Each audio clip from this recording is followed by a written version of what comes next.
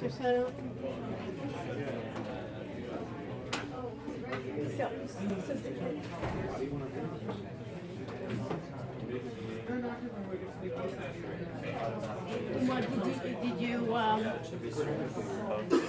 let's see, live. Sometimes it takes a few minutes. How we doing? Let's get our name tags, folks. We'll see how this works out. Everything is an experiment in this class, right? And what we have to do is we have to be positive, right? And we can't get overly excited. It's going to be agile development, meaning if it doesn't work this time, it'll work the next time and the next time. So look at it all as an experiment. Your goal, and then put them up here so I can see it. Rather than down, put them, yeah. That's just the attendance sheet. You got it? Oh, okay. So put your name tags here. Yeah, that looks like it's been through, okay. And we'll try to see. Perfect. Yeah, so you understand? So that's perfect. So now you can, and then you can see it on your way. Now, can you do you hear me? Am I? Oh, thank you very much. Let me see if it's on. Hold on. No, okay. Is that too loud? It works? It's getting an echo, isn't it? That's just the delay. What's the delay?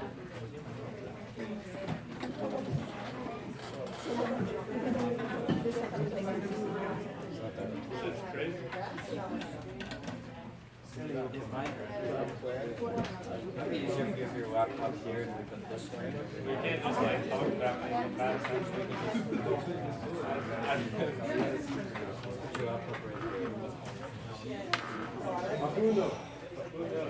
Put it on the surface. It's gonna have to go around. Kind of around.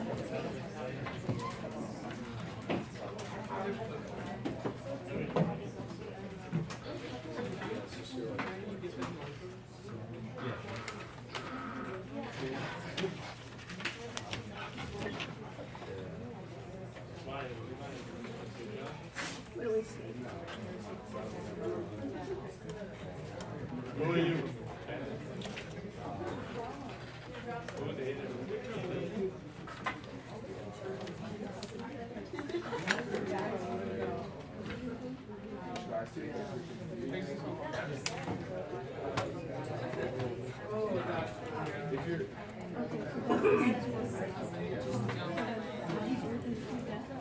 So the one is click online. Perfect. Perfect. And then now you'll be able to, can this be lowered? Check that last one. Yeah.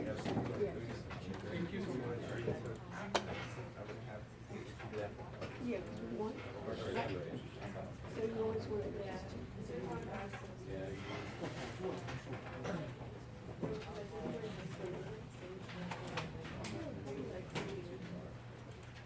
Okay, welcome.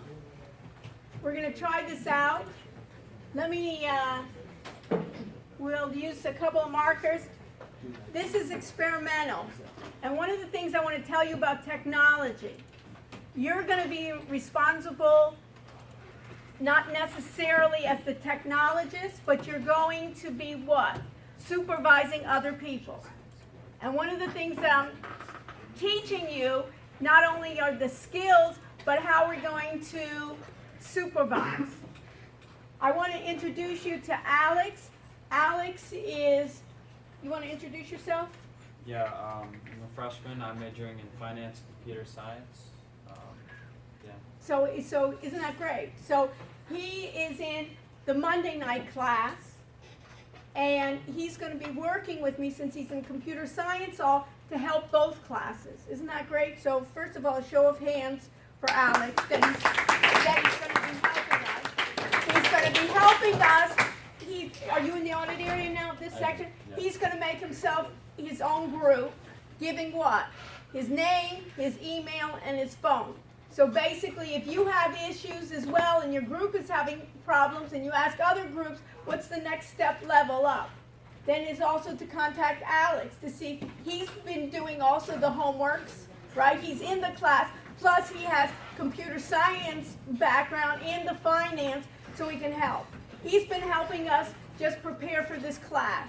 And one of the things that I'm always sharing with you is we want to help each other. You remember I have class participation, Evelina. So even part of class participation, the part of the grade is when you help other students. When you help other students, they can help you later on as well. So don't think about this class, well, this is a whole big production here, right? This is a board. Let me give you an idea. We're using high tech, and somebody said, why don't we put paint on the wall so we can write on the wall? But look what happens when you erase on the wall. So what did they say? They're going to bring with me here. Can we bring it in closer? Yep, we can see this, huh? So we have to bring this in closer. We'll see how this works. Okay, we don't want to hide the monitor. What? Move it that way a little bit. Yeah. Can you move it a little bit so we don't move the monitor? Okay. So we'll be having the wall. Now which pen, excuse me, Maria, which pen am I going to use if I want to use this wall here? The same ones, but This? yes, but you're running into the same problem again. Okay, so it'll be one time. We'll try it. Yeah. Okay? We're going to try the wall. And then I guess you guys will have to take regular paint and paint it over. So what's today's day? We'll do well. Everybody put your name tags up.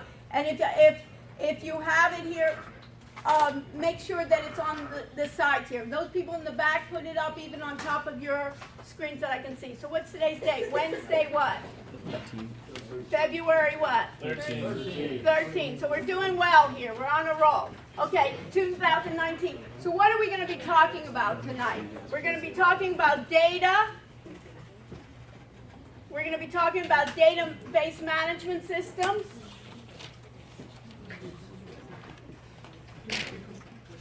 Management systems. We'll also be talking data, and we'll also be talking about ATS. ATS stands for Automated Trading Systems.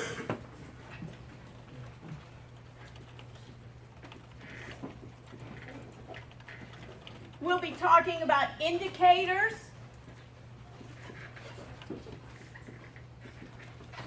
And strategies.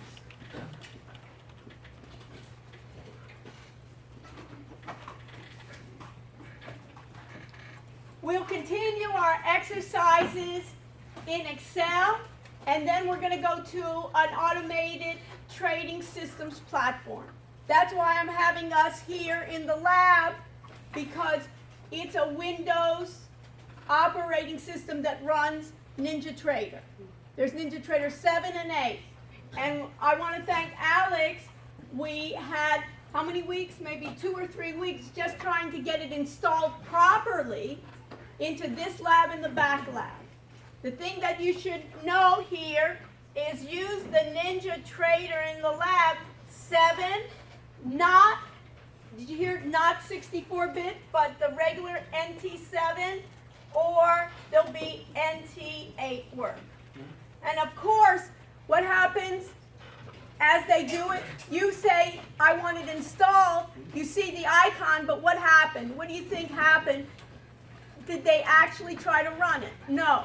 All the IT people did is say what?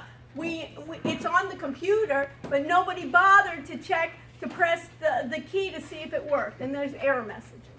So over and over again, almost like that agile development, you have to make sure, even if you don't know the answers, you have to make sure that it's been done and documented.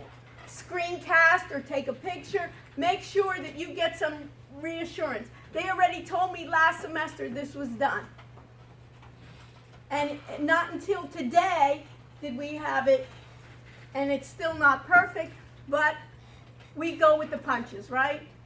So that's it. So let me do this. I want you all then go to course documents now and make sure that we have everything done. We're going to go to our regular section of course documents. which is BTE 210, right? But before I do this, I need to record. And where can you find my recording? Steaming. I'm steaming. But I need to make sure that it's available. So where am I going to go? I'm going to go right now. I'm going to go to YouTube. Now, what's the purpose of this? The purpose why I'm doing this and sharing with you is one, that you can view it after the class, right? It can be archived. The other reason why I'm doing it is trying, and I'll share with you as we go, trying to share my research is disrupting technology. And I've gotten a lot of people, who's been sick this semester? Anybody's been sick, right? A lot of people are sick, and then all of a sudden people say I'm contagious. Do we want contagious people in here? I don't, you don't. But if you're at home, right, you could participate in your bed, right? Or you could participate, your parents would say, I want you home, You could fly there, you could be anywhere in the world and participate in the class. So things have to be different in education. It can't be staying still. So that's part of my research. And the beauty here is you're going to be part of that journey with me. And things will work. Some things will work, some things will not. And we're just going to chuck it off to, hey, that's experience, not get overly flustered. Okay, since I've gotten a couple of things here. So I'm going to go to my live stream. I'm going to go to events. And I see right here, I see start Hangouts on air. I'm going to start the Hangouts on air. Am I? Do you want to lift it a little bit? You think so? Is it okay? Is that good?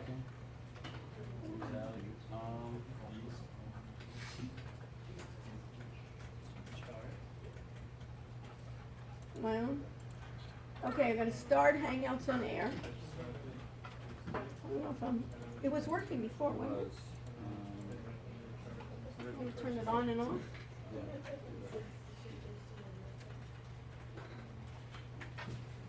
No, it's not working. No, it's getting What's this?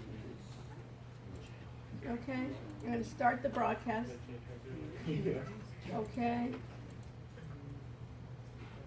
I'm going to share my screen. Worst comes to worst, we can use this and move it over here. You tried tapping on that? No, No? nothing. There. Why don't we do this?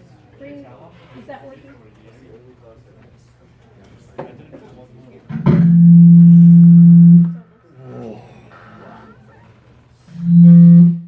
Here. feedback from that microphone. Yeah, let me just shut it off. Now do it.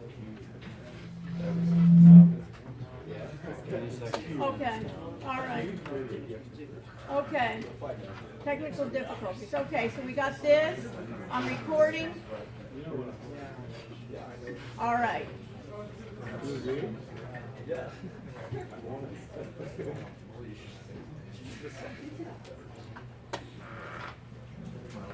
It's okay? Is that better? Okay, this is better. I'm going to just use this mic. All right. So, I'm recording. How can I tell if I'm recording? How can you see my recording? Where do you have to go? Steam it what? Just steam it? Right. Steam it at the Siteco. At the Siteco, and you will be able then to see. We should see. Let's click on it. At the Siteco, and you will be able then to see. Right. We should. So it's working. Okay. Next. We've gotten all our recordings done. Go back to Blackboard. Go back to your BTE 210KY. Which role do you have? Who can tell me? John, which role do you have in BTE 210KY?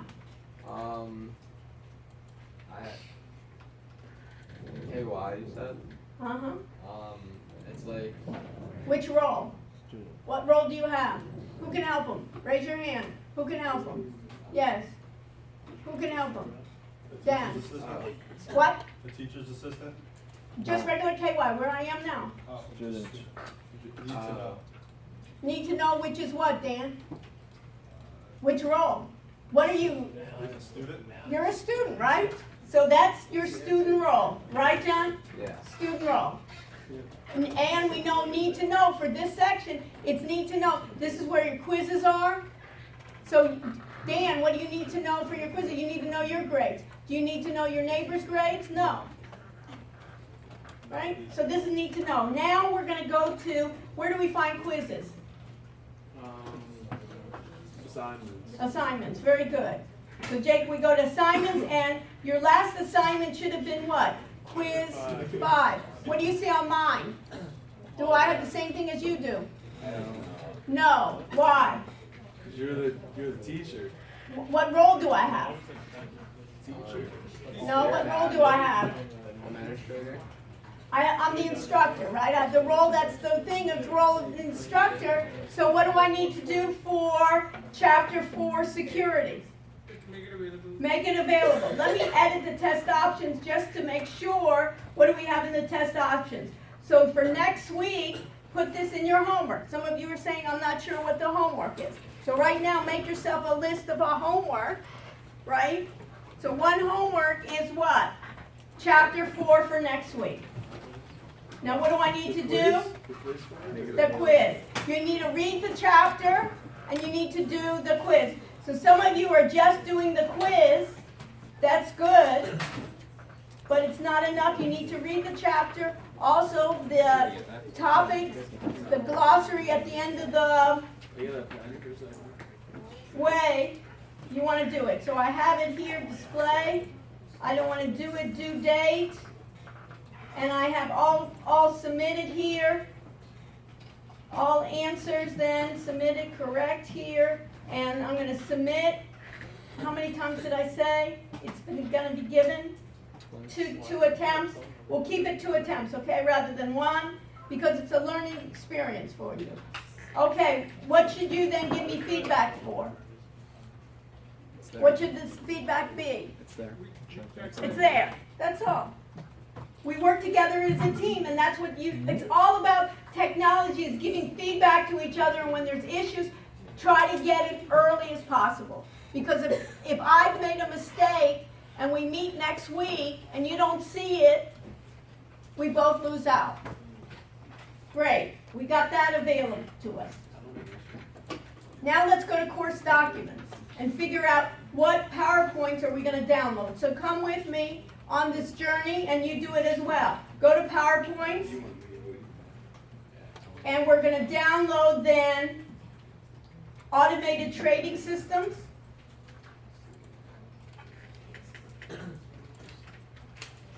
We're going to open that PowerPoint.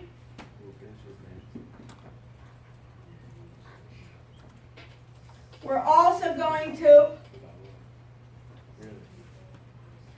look at data and open that as well.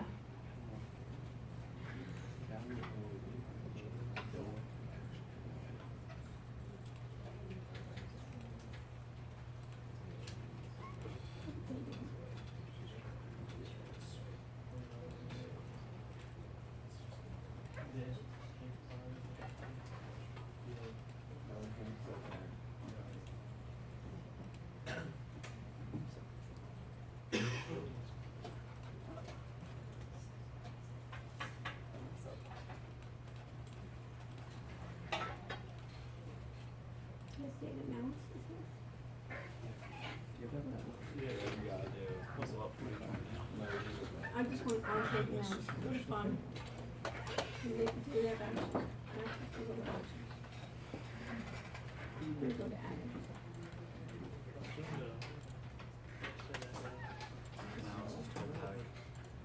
You got it? Yeah. You're ready? James.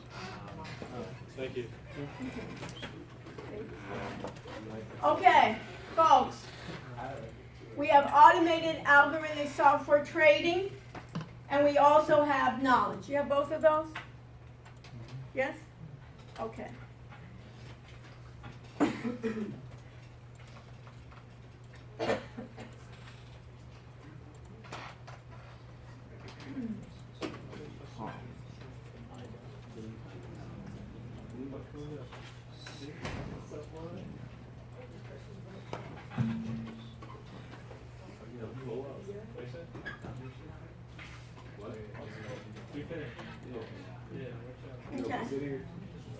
Folks, you want to talk to somebody? Text them.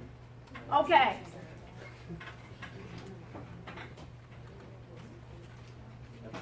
The key to data, what I want to express to you today is data is abundant now. Everybody agree? When we went to Yahoo Finance, it wasn't a problem with data. What was the problem? The problem was what? To analyze the data. What the problem is to make insights to the data. The problem is how do you forecast the data, right? Finding the data is not the issue any longer. There's something called the database approach. And the database approach says, you can put this in your notes, is that we try to centralize the data so different parts of the organization can access it. We're also going to be talking about big data, and one of the great ways to talk about big data is an example of equities, right? The stock market, futures, currencies. And then we'll talk about data warehouses and data marts. Both of those store data in a historical manner. And appendix, the fundamentals of relational database operations. Everybody see that on the slide? We're going to skip that for tonight. What? The appendix we're going to skip. So, we talk about managing data, and we talked about data governance. You remember we talked about something called RegTech from last week? And Hamza, you asked a good question last week. You asked about RegTech. RegTech is really talking about data governance. There's something called PCI. Put that in your notes. PCI.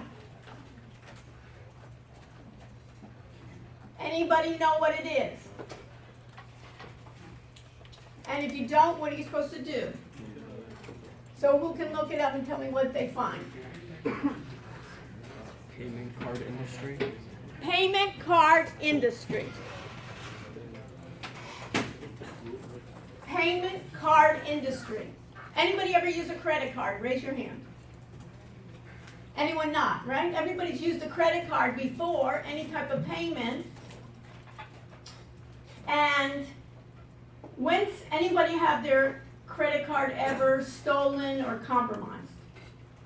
Okay, there are a couple. So what happened, Jacob? How did somebody steal it? From your pocket or was it online? I think online. Online.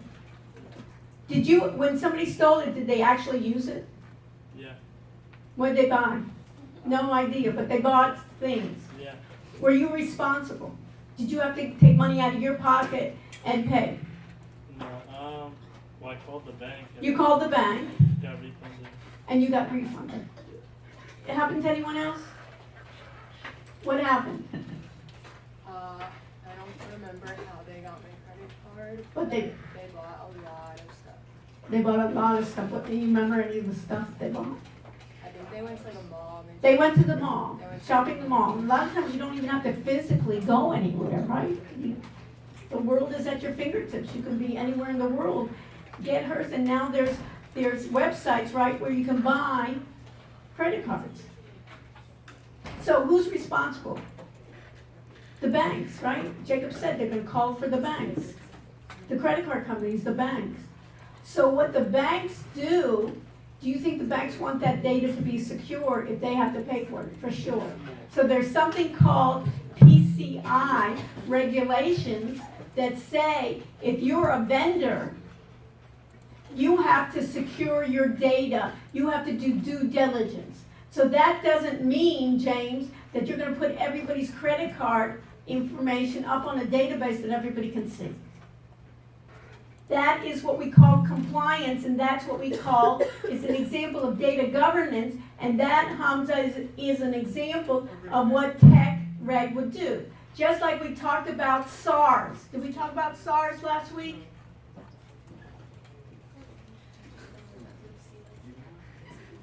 Go ahead and look this up. SARS.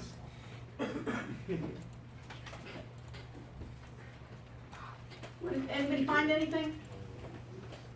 Max, you find something? The disease. Huh? The disease. Not the disease.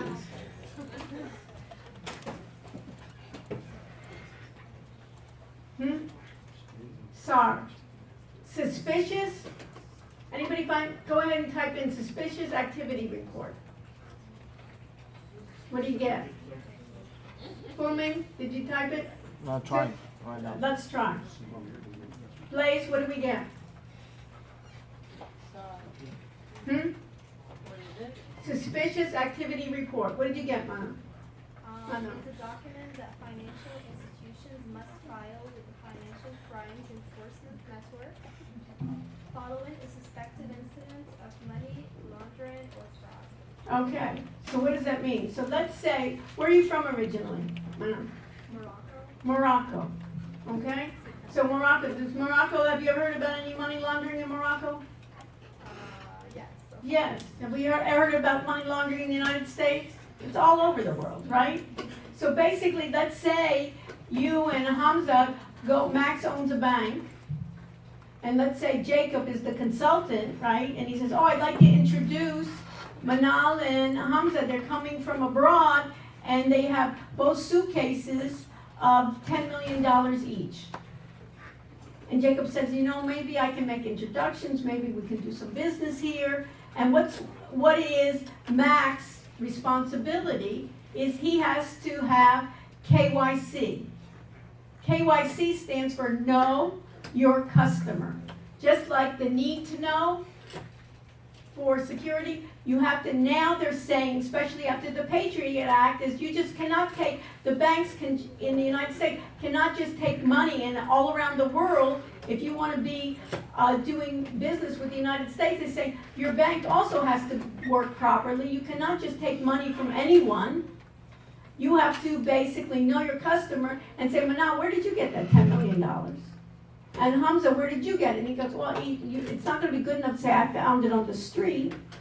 But basically, you have to prove I have a reputable investment firm, or I have a large company, a fashion company online, and Hamza has a financial security company, and he has to have traces of paper there.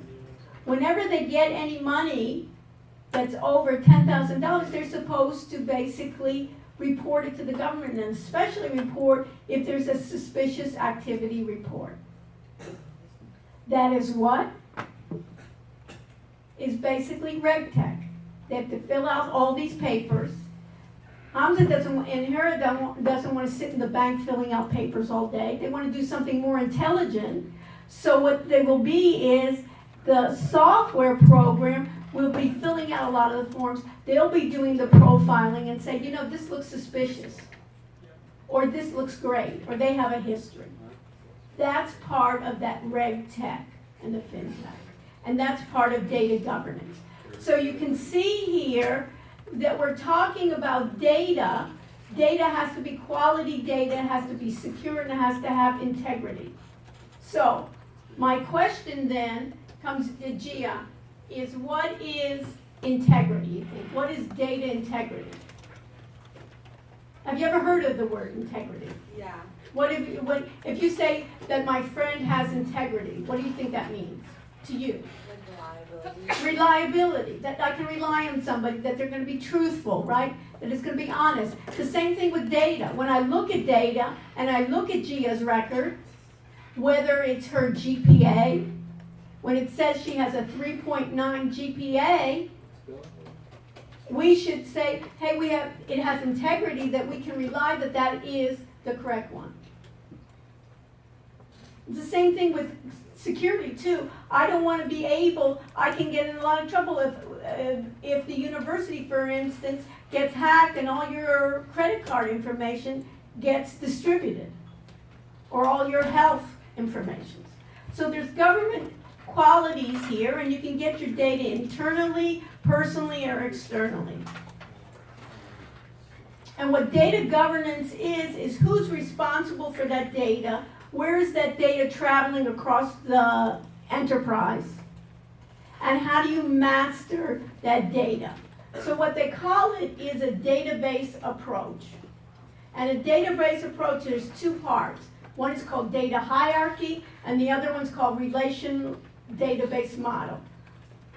The relational database model basically is talking about like tables. And we know this, but we just don't even know that we know it. But the data hierarchy, and then we have, let me just go up one, and then we have three main problems that we want to minimize in database management systems. What did I say? The key of a database management system is that the data is centralized. Let me give you an example. Where in the university does your data rely? Where in the university does the university have data about you? I have the registrar, right? Who else has data about you? In the whole university. You're also the health what? The health center. Some of you have been to the health center, right? You don't have to tell me, right? That's the need to know. You need to know that. I don't need to know if you've been to the health center, right? Have you ever seen, like, even when you go for your prescription, they have people kind of in line. They don't want people, like, looking over your shoulder and things. It's supposed to be private, so I don't need to know that. But you can think about it. Who else? The health center. Who else has your data? Housing. What? Housing. The housing. Housing. Perfect. What else? Financial aid. Financial aid. Who else? That's 4. Who else? Admissions. Admissions. Who else? Anybody go to wellness center? Wellness center. What else? Anybody have a car on campus? What would it be? Then parking, right?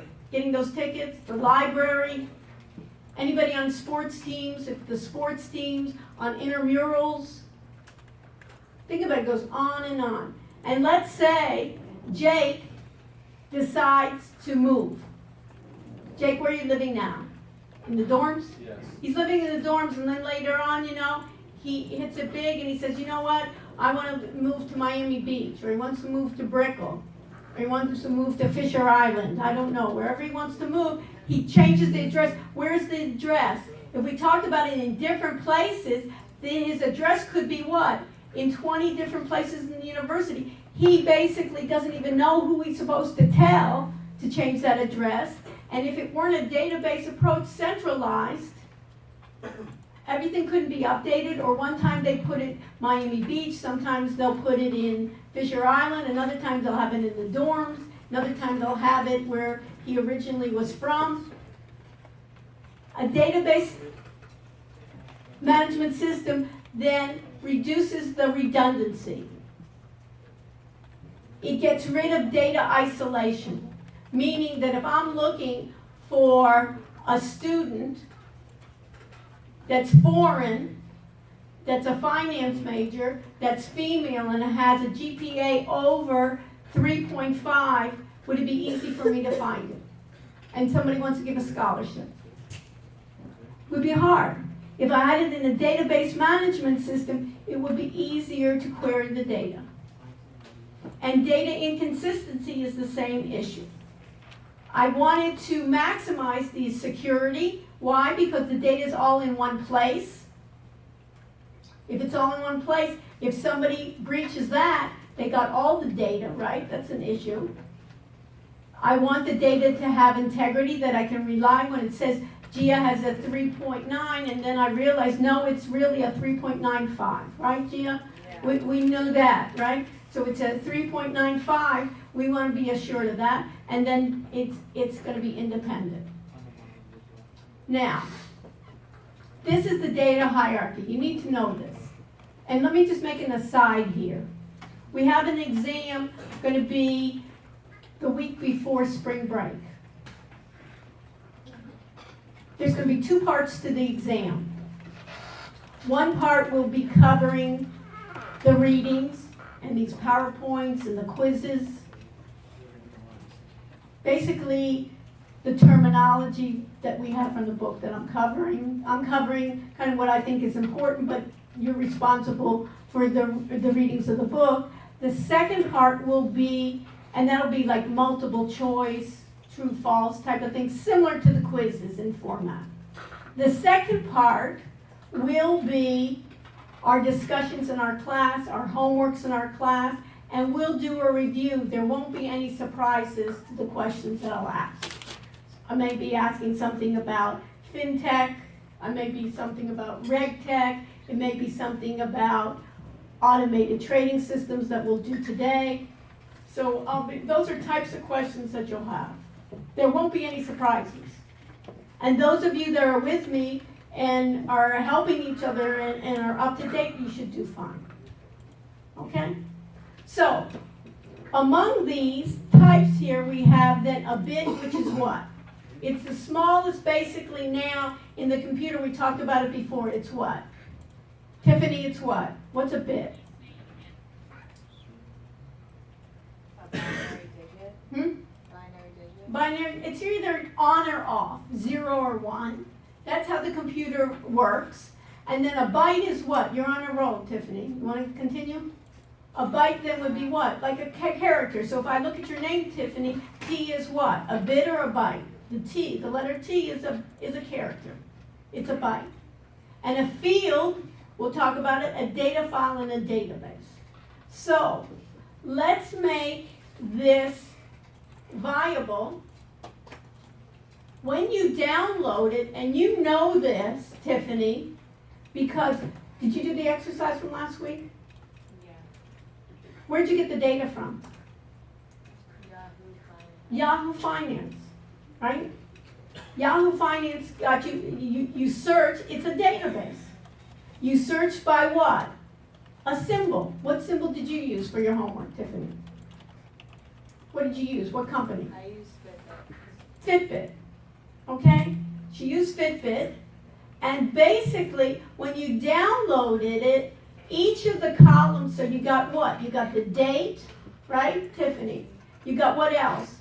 You got, after the date, you got the open, the close, right? And then you did a regression, right? And that open and the date, those are all fields. So put in your notes, a field is just a column in a database.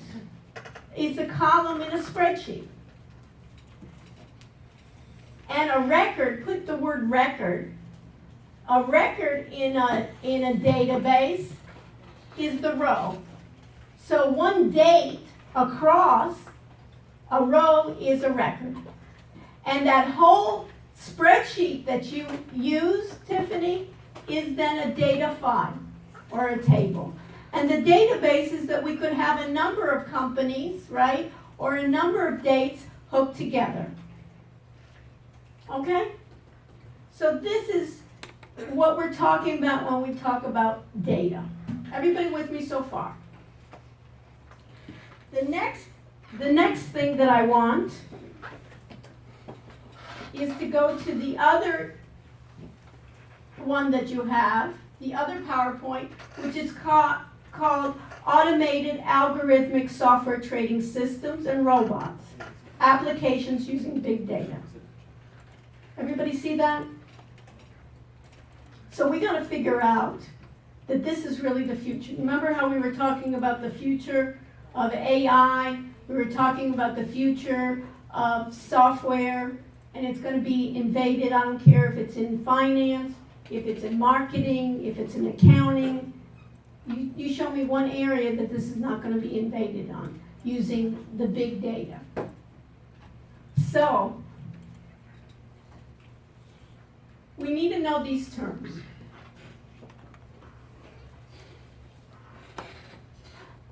The basics what we were doing last week, in the past couple of weeks, we were looking at data and trying to forecast data, what's gonna happen. We're trying to look at the trends of our data. And what we need to do in order for the computer to help us is we need to set an algorithm. An algorithm is a specific set of clearly defined instructions aimed to carry out a task or a process. An algorithm can be anything in computer programming, but in our case, we want specific instructions basically later on to forecast to tell us what? When to buy a stock, when to sell a stock, when to hold the stock, tell us when to enter a market, tell us when to basically just retrieve and maybe just go to cash. Don't even enter. Sit on the beach and just relax. So what automated trading is the process of using computers that are programmed to define a set of instructions for placing a trade, and our goal is to generate profits.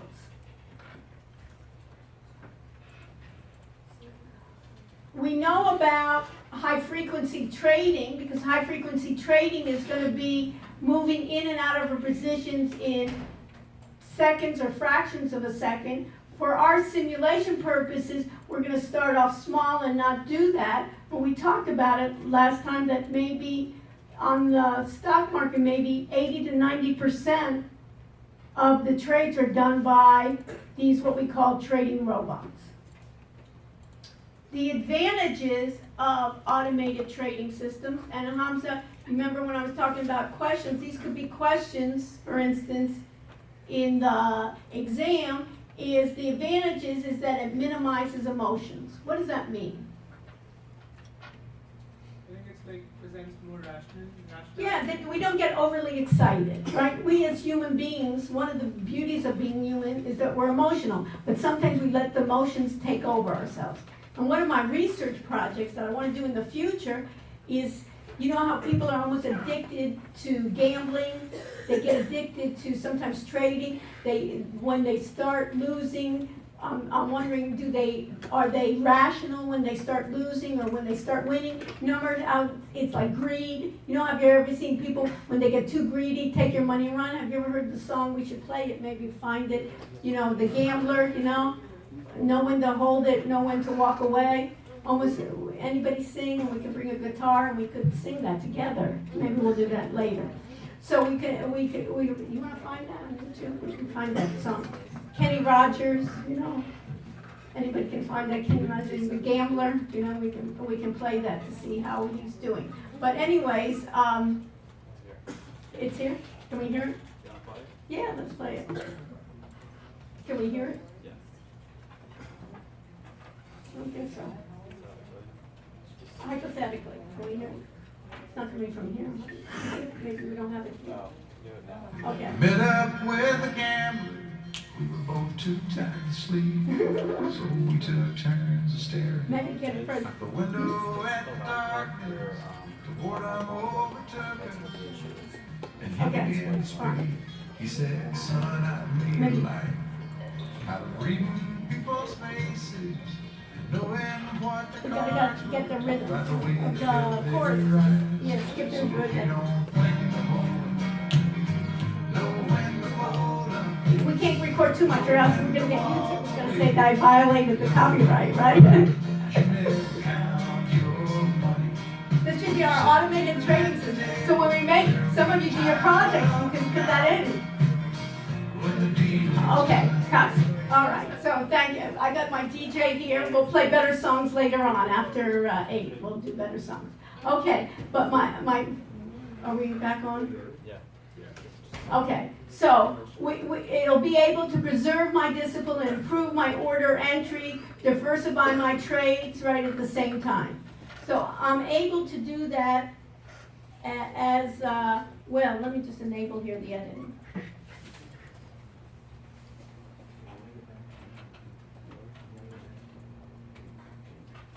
So the disadvantage is what? First of all, do we have mechanical failures? Are they infallible? Are they even good strategies? And what I'd like And what happens if I get a power loss? What happens if I lose internet connection? Is that possible? What if there's a hurricane? Parsons then, and losses then can come much more quickly. So what we're going to do is we're going to look at trading software platforms, and tonight we're going to use NinjaTrader as our trading platform. But there's many other platforms that you can think about. There's something called mirror trading, where people are saying, take experts and let's follow what the experts are doing. That's called social trading or mirror trading. There's crowdsourced trading, like a crowdsource investment firms. Authors then basically are going to see what the crowd does. And then we'll talk about AI a bit. Okay? Questions? So, let's go to Excel. Everybody with me? So, I'm going to go to Excel. And you find Excel. Either you can go with Excel on these computers, or you can do it on your own laptop. We'll see here. I'm going to go to Excel.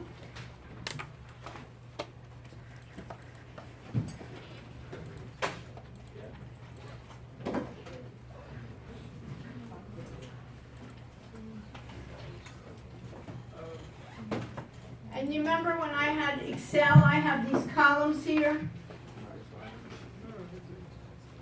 Let's go to also, I just wanted to ask, do we need to open our file or like a new worksheet? you can do both. Open your file, and then also you can open up a new worksheet as well. Okay? And if you have issues in doing any of this, Alex can graciously volunteer. But let me just go even to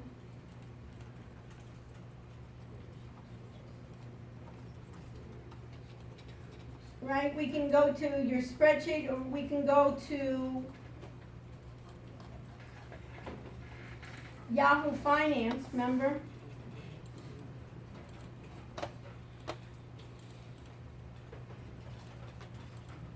And if I go to Yahoo Finance,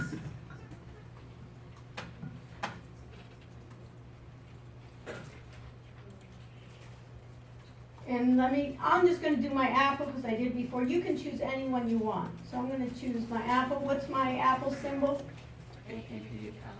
AAPL, my Apple.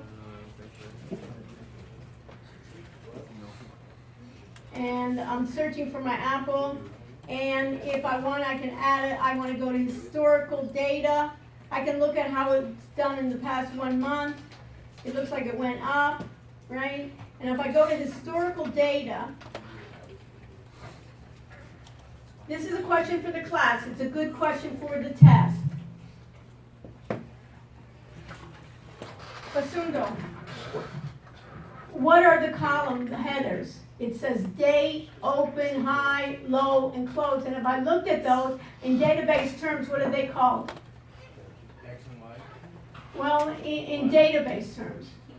We're using X and Y. We're using X for the date, and we're using Y for the open. But in database terms, what is it? Field. A field. So you know these are fields. That's no big shakes. Everything, you know what? When you know it is easy, right, Max? So this is everything you know. And what are the rows called in database terms? What are they called in database terms? Yes. Records. So we got the fields and we've got the records. And when I wanted to download the data, you remember when I wanted to download the data, it says the data is .csv. Tell me what .csv means. You need to know this. .csv. Don't look at me. Yes. What is your name? I don't see your name. Okay, Kayla. Comma separated values. Comma, separated values. And you know what? We need to know what the term is. And what's my second question? Who cares? That means comma separated values is it basically means data that are separated, and the data separation is data that's separated by what, Kayla? Fields, and they're separated by some value. It's either a space or a comma And what the beauty is, you can put in your notes, CSV files can be read by other programs. Excel reads it automatically and converts a .csv file to Excel. So if you wanted to convert it, to bring it into a database program, or you wanted to bring it into a Google Sheets program, they all can read CSV files. And if I want to open it, you see I have here the date. And I can insert, so you can just do this just with me, right? You want to insert. You can even insert two, but I'll insert two. And then I'll put the symbol, which is what? AAPL, you put your symbol. And what else? This, let me just teach you something else. You're going to get so excited. You're going to be beyond yourself. Okay, there's something in programming called, you can write it down, object-oriented programming.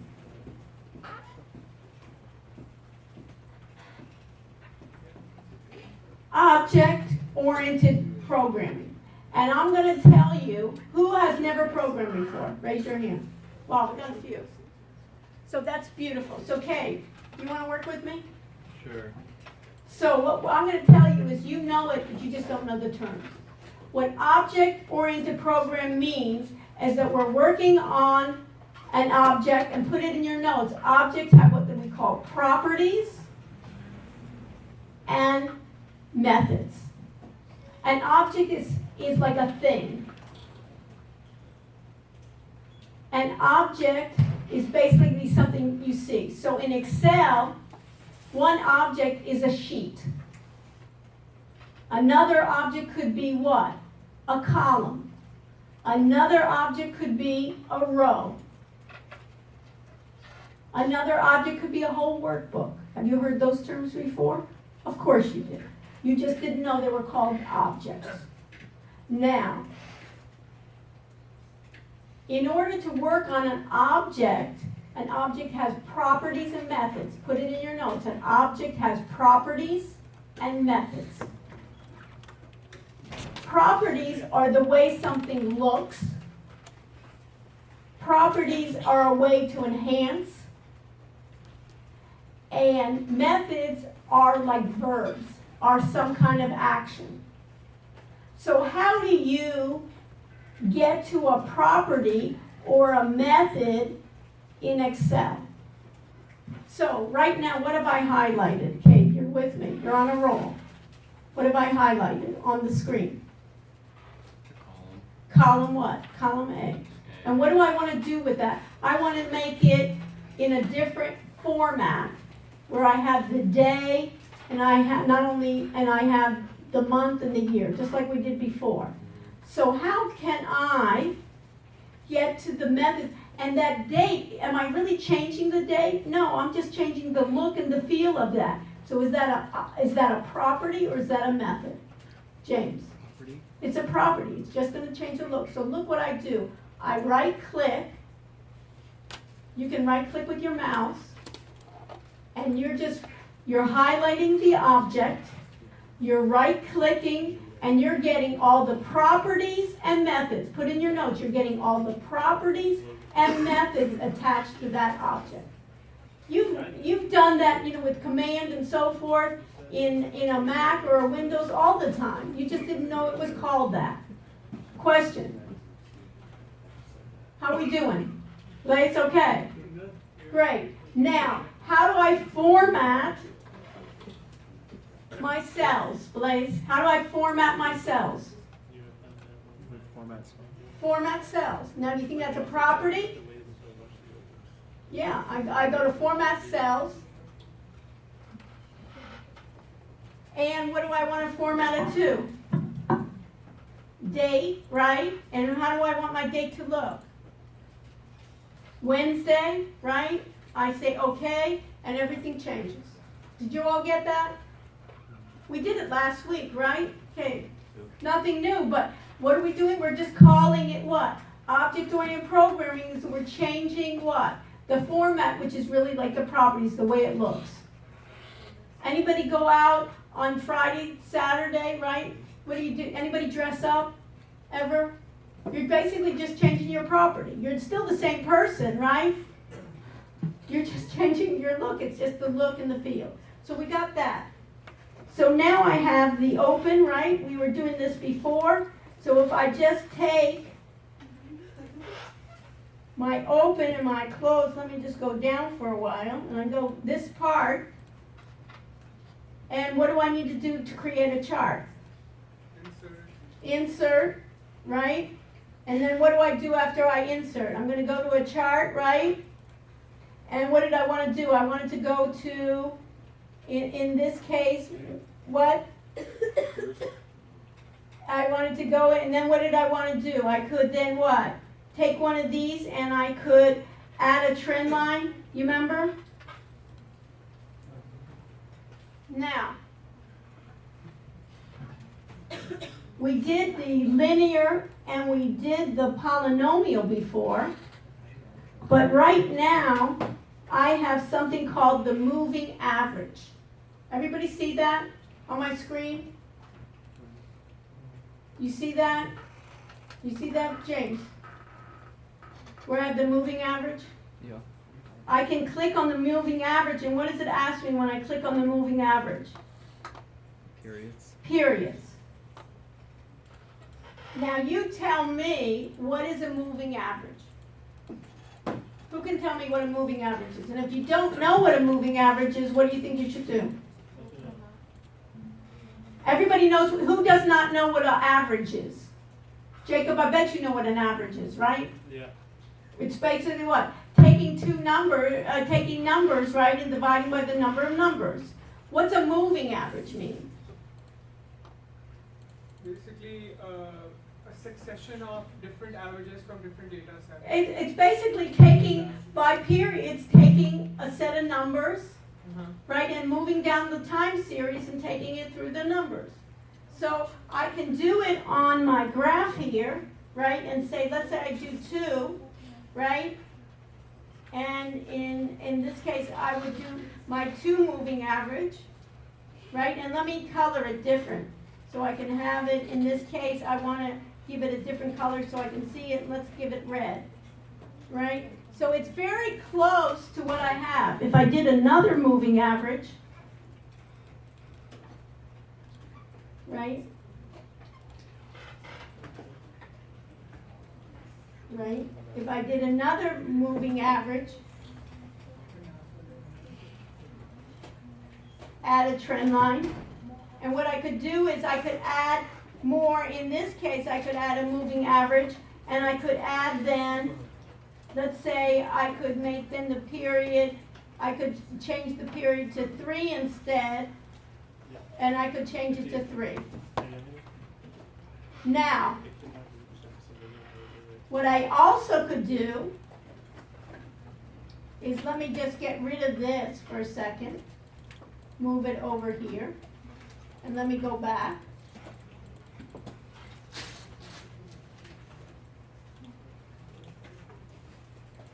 What I could also do is let me just remove these. And I can go to data. You see here I have data analysis.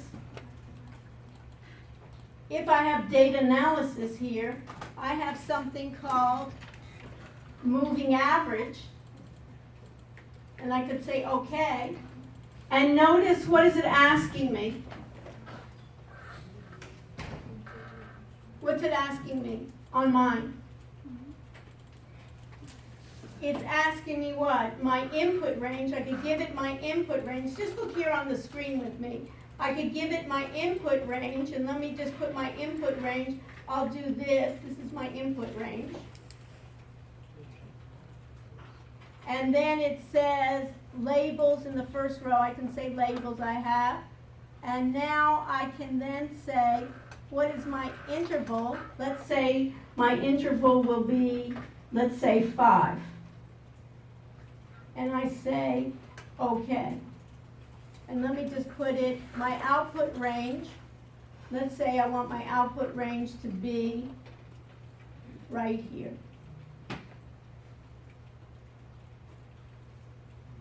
Okay, and I say okay.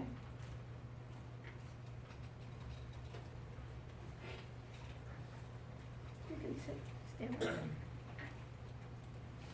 And you can repeat in the mic here so I can see. So this is, what happens when you go to data here? Your data analysis?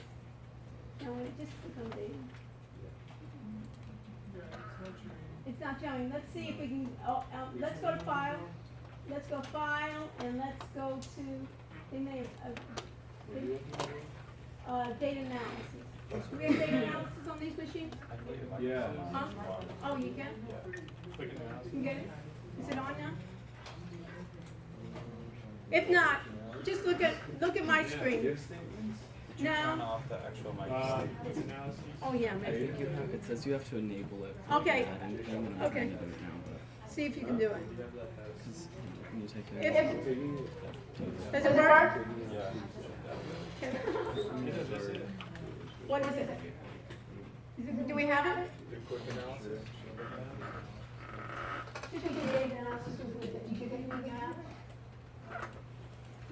Okay, just look up on the screen with me. Why don't I see it? Do you have mine right here? I can use your mic.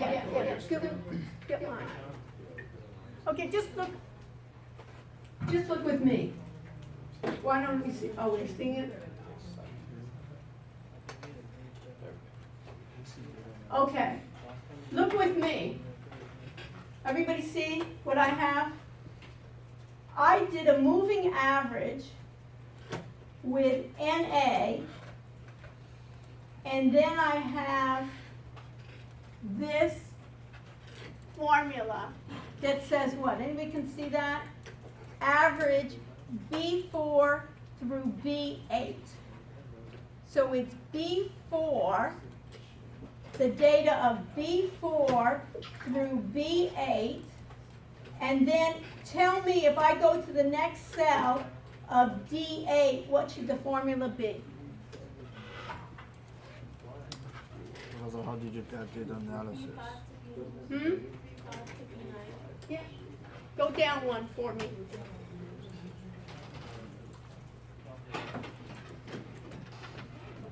Beautiful. And what should the next one be, Kayla? B6 to B10. Go down. Beautiful. You get the keys to the Mercedes tonight. Go out to the parking lot.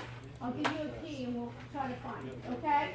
So very good. So basically what a moving average is, instead of taking the entire column, Gina, what it's doing is it's setting periods, and every period it's taking, let's say, a 5 periods and going downward. It's basically I'm taking from the one above and just going down. That's called a moving average. Everybody with me so far? So do you have a minute quickly set this up to your laptop? What? Do you want me to set this up to your laptop quickly? Let's do a break and then we'll start. Okay. So, that's called a moving average. In automated trading systems, the advantage is they have something called an indicator. An indicator is like a function or a formula in Excel. Everybody with me, please? Indicator in automated trading systems is either, it's like a function or a formula in Excel. Remember last week we learned about R square?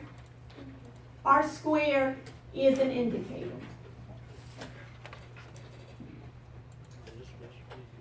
An average is like an indicator. A moving average is like an indicator. And what a strategy is, put this in your notes, what a strategy is taking a number of indicators and creating logic to tell it when to enter a trade, when to exit a trade, whether to buy, whether to sell, whether to enter long, whether to enter short. So it's a combination of indicators with logic telling the computer does the trading. An indicator, a lot of times people use indicators in trading and they're using it as a human and they're just looking at it. The system doesn't buy or sell. Everybody with me so far? So we're going to take a break for about, we can stretch for about 5, I'm going to do 5 minutes or 10 minutes. I'm afraid in terms of, let's do a 5-minute break. All of you can kind of stretch and so forth. And then what we're going to do is we're going to come back and we're going to do an automated trading strategy exercise. Hopefully we can do it all and complete it, and then you can just do the, basically clean it up for next week. Okay? So we're going to do that. So let's take a 5-minute break and then we'll try it out. Yes, and stay with me and ask me questions. Now we can. Yeah. Do you know how to do the moving average? Can you? Yeah, you can. So just click on here. Yeah, I have the moving average. Yeah, you can do it. This is the moving average. So we can do Yeah, it. right, and then you can change it to you can. Right, and you can make it like 5 period, 10 period, but you see it, 3 moving averages, right, for Walmart. But how to that data? That we would, I don't think you have it here, you don't have the data now, but you could even do it, I'll show you later on, you could even do it on your own. You could basically take a copy of this, If you have any more issues, I'll show you later on, you could take a copy of this and then just lag it up one, and then do the comparisons. And you could just like move this up one and make this like open -1 and then do the averages. Don't worry about it now. Don't worry about it. How are we doing? Oh yeah, you're doing it here. Where are you I was just like using a Mac and like the latest version and like there was gonna be no data and now it's like Oh yeah, well, because it wasn't on here either. You gotta go. I don't know if it's and then Okay. Right. you see like when you go to file, it says options, and then at the bottom you have to like add. It says add-ins. You have to go to add-ins and you have to like put an average in it. But I don't know how to get that on. Okay, so add the trend line. yeah, I'll just read it.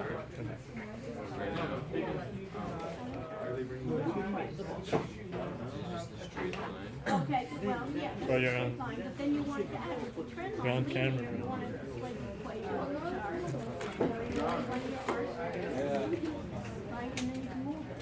See? Just highlight it and move it.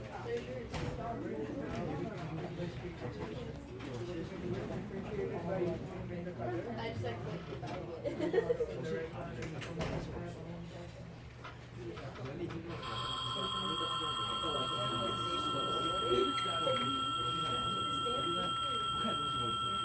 Doesn't sound too good, huh? Yes. So,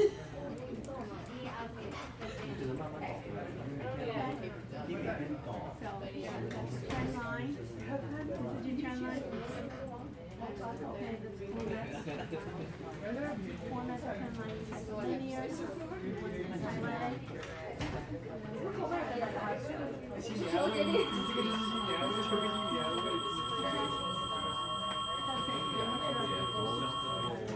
And then you could do moving average. Same thing as the trend line. Go to moving average. Click on moving average. Right, and then we want to have period. Let's make it like 5. And then and that's the plus. And let's make it a different color. Okay,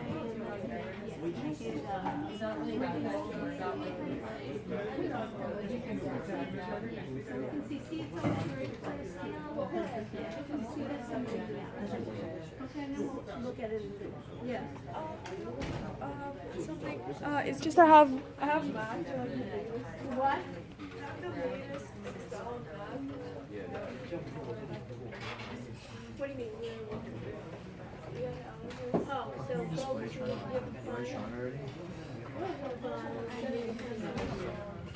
That's no problem. So you go to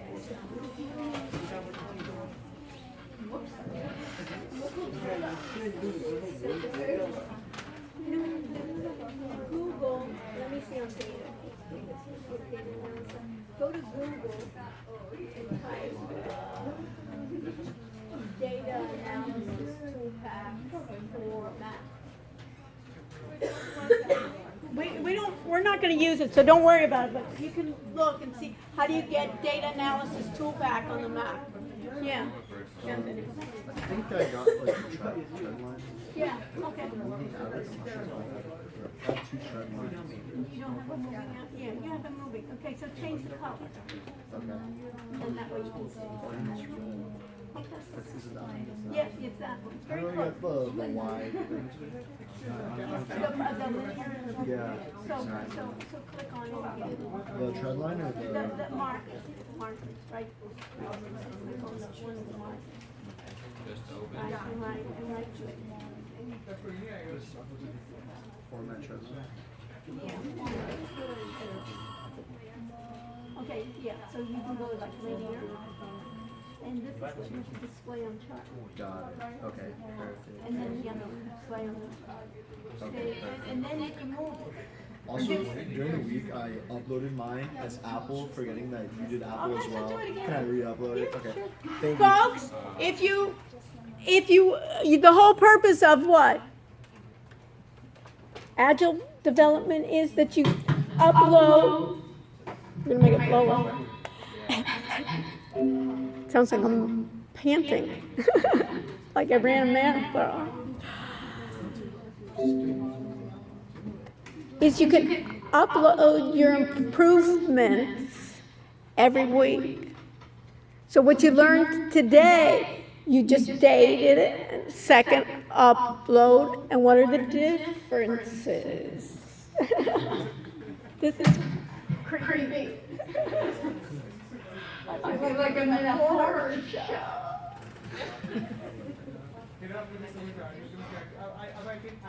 Okay. That's working. It has a 1 second delay. It did before too. We can switch back to this.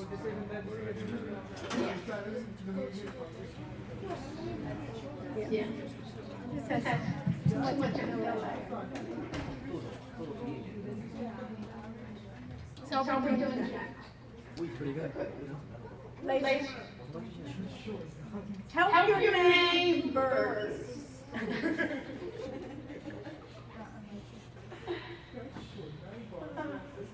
So how are we doing? Okay, got it. When you're under a speaker, it does feedback. The feedback is good. I think we're having some issues here, you know. Don't worry about it. I think we were supposed to go opposite, but I think they closed it. I don't know how to get that. Is that the data analysis?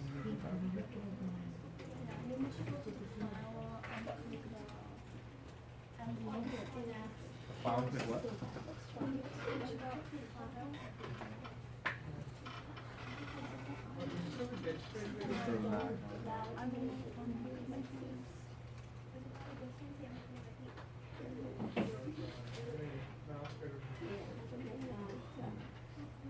No, they restricted.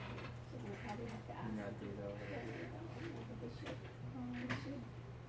It should be filed. It should be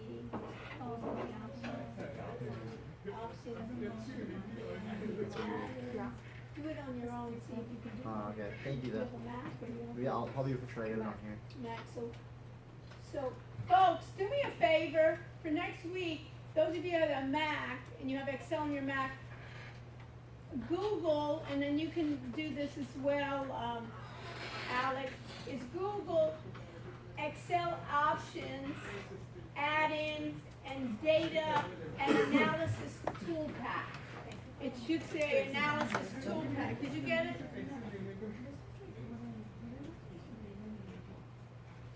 What, you're trying to do the moving average, or you're trying to do linear?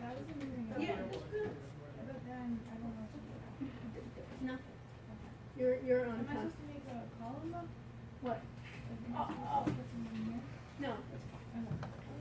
Okay. All right. So we can, this seems like this is working out better. Yeah. From all the things we have giving me. There's just feedback because there's the Yeah, but it's bothering me. So find out on the Mac, how do you put the analysis, data analysis? You did, how do you get it? I go to tools Go to tools, and then there is Excel add-ins, and then you just stick so let's write it up here. So you go to what? Write it up here. So it's, for the Mac, it's what? tools, Tools, Excel add-ins, Excel, add-ins. What else? and then you just choose data analysis there. It doesn't say data analysis, or it says analysis toolbar. And do you get moving average in there? Analysis toolbar. Right. Analysis toolbar. Try to see, did you include it? Yeah. And did you get the moving average? Yes. And how did you get the moving average? Beautiful. Extra credit. Evelina, that you help the class. Everybody see that? When you help the class, it helps us. And then later on, somebody will help Evelina, right? Evelina? Evelina. Evelina. A little dyslexic, but okay. All right. So we're writing. The only problem with these breaks is people don't come back on these breaks. So we'll see what's going on. Okay. So what do we? So let's start again. We got these guys. This whole row. Gian, the boys left you here on this row, right? They're like out there. They're out there. So call them in. Okay. Tyler, you want to call in the guy? Are the guys out there just hanging out? Yeah, sure. So call them in. They're having too much fun hanging out. And tell them the party's in here. Okay. Okay.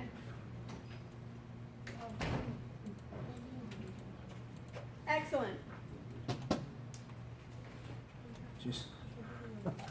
So this is for the Mac tools, Excel add-ins, and analysis tool pack. So you can put that in your, everybody hear that? If you have a Mac, write this down or take a picture of it.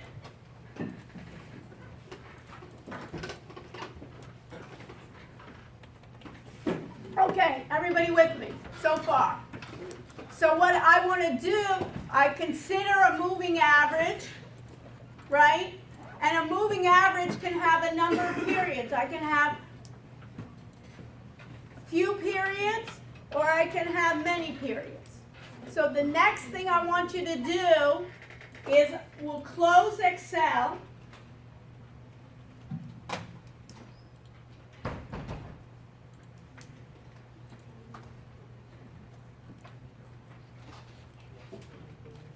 And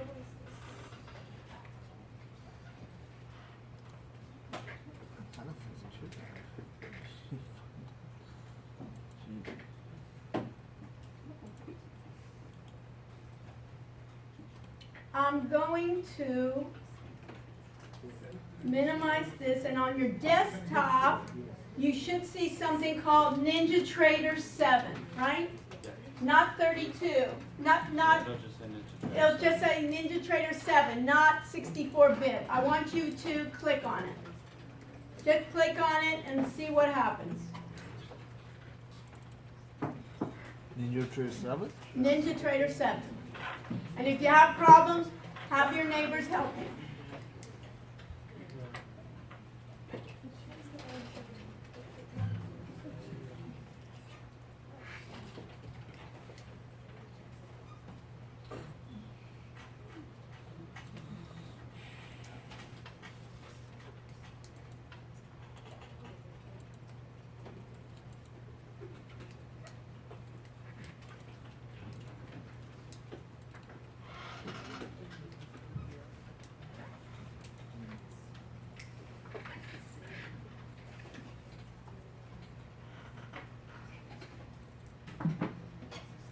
you get? It's asking for a username and password. Okay, I don't want you to go any further than what you get in the beginning. Everybody have NinjaTrader 7. John, you have NinjaTrader 7 coming up? When I open it, it says problem shortcut. You want to see? Who else has problems?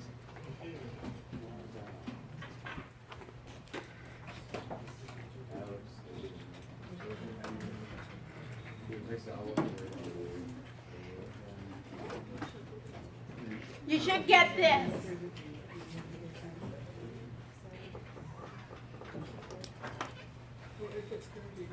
You got some problems? Okay. So for, you click on this? Okay, so for right now, I'm working together with your partner. If you can't get it, you know what? In this case, John, just work with your partner or go to another computer. Okay. Try to, I'll just work with Jake if that's okay, that's fine. Work with Jake. Wake him up. It's good. Okay, folks, everybody got this part. Yes. This says NinjaTrader. And it has a username and password. We're going to skip it. So put in your notes when you get this, and if you have problems with one computer, try to go to another workstation. So we're going to skip.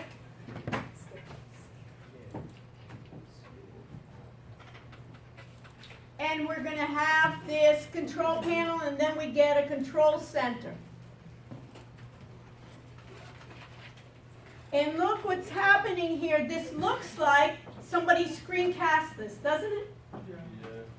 So one of the things here, another thing that would be nice is when you finish your homework and it's perfect, you know, like when you do your regression, we'll think about automating and so forth in Excel. What's a nice thing to do is voice over and screencast it. Make a short little screencast of it, how you download the data, and then share it and upload it and share it with others.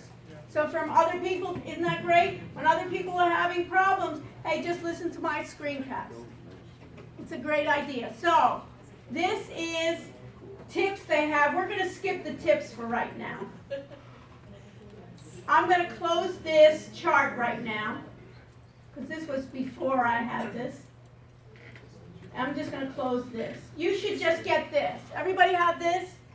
This is called the control center. The purpose, when we talked about data from our area, and if you have problems, raise your hand, and maybe what you can have them do is see if some of these computers work, is we want to connect to data. Remember I talked about databases? I think about this, I want to connect to data. So highlight connect. And you can get it, you remember how we talked about data? You can get it externally, you can get it internally, you can get to data feeds, you can get tick by tick data, you can open an account with like Meritrade, you don't even have to put any money in, and you can get futures data, you can get tick by tick data. But for right now, for our simulations, I want something free. Remember I'm a cheapskate? Everybody remember that? I like free. So what do you think we should do, Kayla? You're on a roll. You already have one Mercedes. Maybe you'll get the convertible tonight. So what do you think you need to choose? Kinetic end of day. End of day. So let's choose kinetic end of day, and let's see what happens.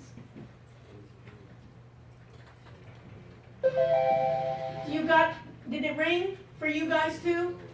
No, like the sound was off, so that's But you see green, okay? All right, so that means I got data. Now I'm going to try to simulate what we're going to do. We're going to look at some of the similar things we did. So Jake and John, what did I say?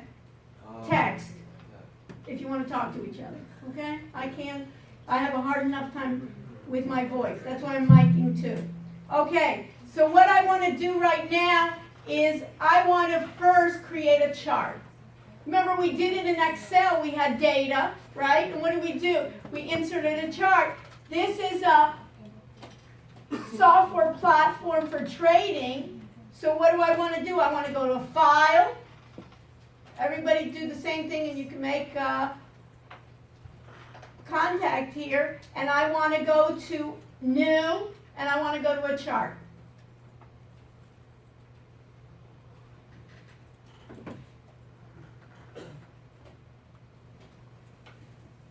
Now, what did we do in Yahoo? We took a symbol. So what I do is take a symbol that you use or something that you know. I'm going to use Apple, you use something else. So put a symbol, and even if you don't know a symbol, let's say you said, hey, you know what, I want to look at the Dow 30.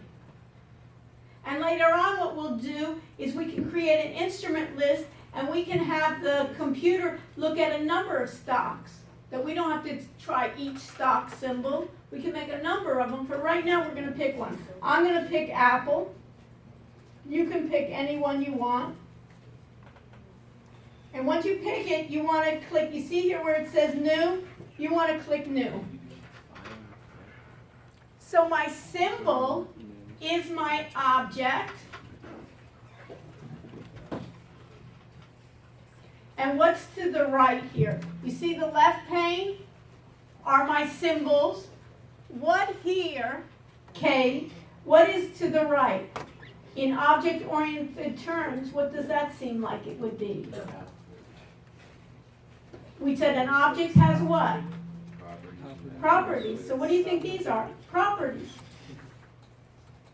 Now, what was our, Kayla told me that I choose kinetic, and what was kinetic? Besides free. End of day. End of day, beautiful. Maddie? Okay, end of day. So make sure in your properties for type, it says day. Now notice it could be a number of properties, right? It could be what? Tick, volume, second, minute. You have to have day because it has to match, right, Maddie? Everybody have that. John, why don't you do this, John? Yeah. Go behind you and open up another computer and sit next to Max and get Ninja Trader rather than being on your phone. Because then Jake will have to work with you afterwards, right? And it's enough that he wants to have somebody that knows what they're doing too. So let's move it. All right, so in this case, everybody has to put in their weight. Well, it's great for everybody to help each other, but everybody has to put in their weight as well. Okay, so I have this, and I notice that these are all what? These are all what? Properties. It tells me how many days to load. It tells me the ending date of 2/13. Everybody see that? You can go down. It tells me the label. What are down here on colors? These are the color to buy is what color? Blue, and the color to sell is what? Magenta. I can change those. Anything I want. I'm going to keep it as is, right? I have new, and now I'm going to say okay. This doesn't look any different, does it, Tiffany, than we did in Excel, right? We created the chart and didn't say, so what's the big deal? What did I say makes up a strategy? What makes up a strategy, Hamza? Basically, like taking a number of indicators and Indicators, beautiful. So we want to look at some indicators. What indicator did we just look at in Excel? moving average. Simple moving average, right? So I can do two different ways. Watch my cursor. If I go up above here, to the left of this dollar sign, it says what? Indicators. Indicators. If I go into the chart just in the white space and right click, do you see anything that says indicators? Yeah. Yes. So I can go either way. Right click on an object to get what? Okay, my methods or properties. Or I can go up and they made a little icon. If you have issues, raise your hand and Alex will kind of help you through it. So now what do I want to do is I want to look at indicators. What should we be looking for? Hira, what should we be looking for? What indicator?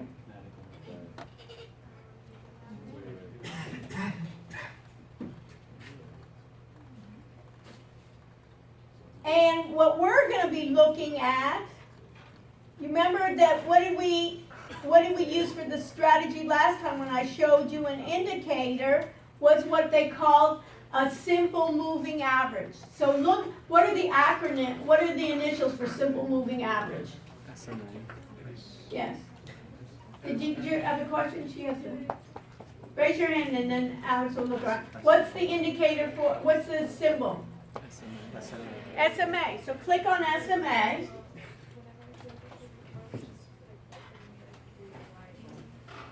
And what do we do in order to get it into the box?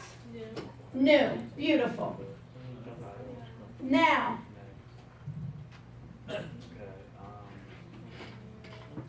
you see under period, we can change the period. We could make it, let's say we could make it 5. And look at we could make a 5-day period, and it says calculate, it says maximum, it says true. And you see here, under plots, it says SMA. Can I change the color? Yeah. So let's make the color, let's even make it a little bit darker. Instead of orange, you can I'm going to make it dark orange, just so you can play around with it. So we can see it's solid. And now I'm going to say, okay. And do you see it on your chart? Yeah. And that means what? Every 5 periods, it's basically doing what? Taking the average along that way. You got it, Jacob? And it's taking it along that way. We can see it smoothing. And then you see here, if I click on just the gold part, it looks a little bit like what? Excel, I right click, and notice what I do. When I right click K, what do I see? Properties. And I go back to those properties. Everything's easy, K, what? When you know it. Let's do another simple moving average. So I'm going to just close. I'm going to do another simple moving average. So I'm going to go back to indicator. I'm going to go down again to SMA. And I'm going to put 2 SMAs in my box. One SMA, I'm going to do new, and in this one, instead of 5, let's say I do 15. And instead of, I definitely want to change the color because I want to differentiate between the two.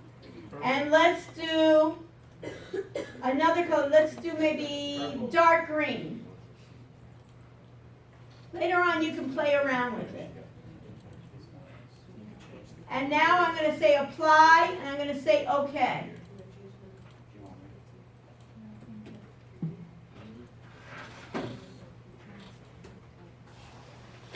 I got 2 moving averages, and you remember when we did that sample moving average? Does this tell me right now, raise your hand, you two could maybe get the keys to the Mercedes in the parking lot. Does this 2 SMAs tell me when to buy and sell?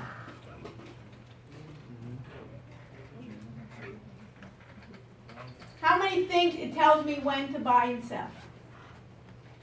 How many think it doesn't? It does not, right? They're just indicators, and then basically people then say, maybe if the green goes over the yellow, then maybe we should buy, or maybe we should sell, or maybe we should enter a short, or maybe we should do what? Enter a long? I put the indicators together into a strategy.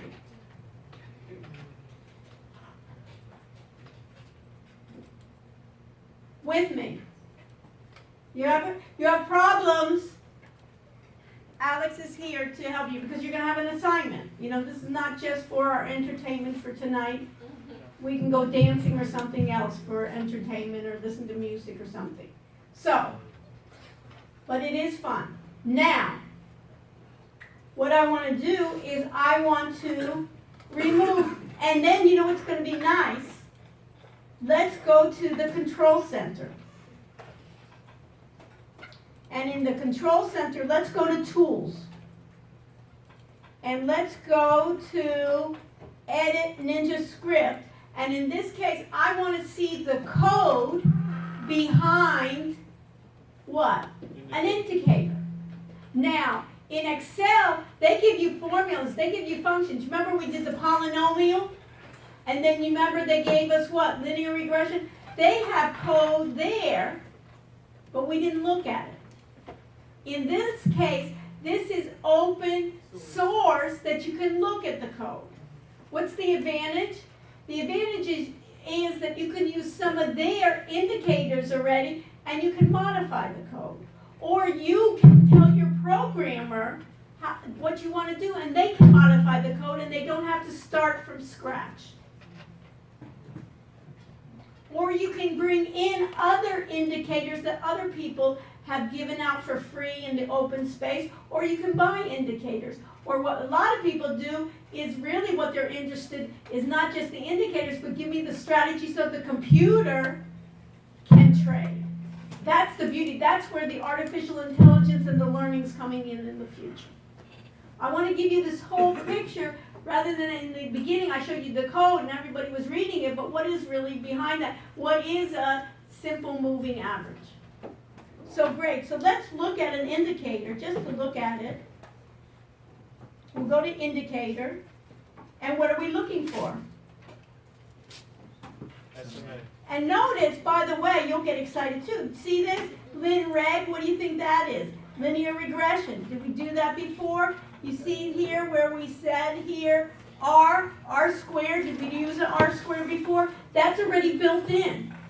So you can do the exact same things which you did in Excel, but the beauty here is what you do is you can set it up that it will then advise you when to trade, not only advise you, but if you hook it up to a brokerage, it will actually do it.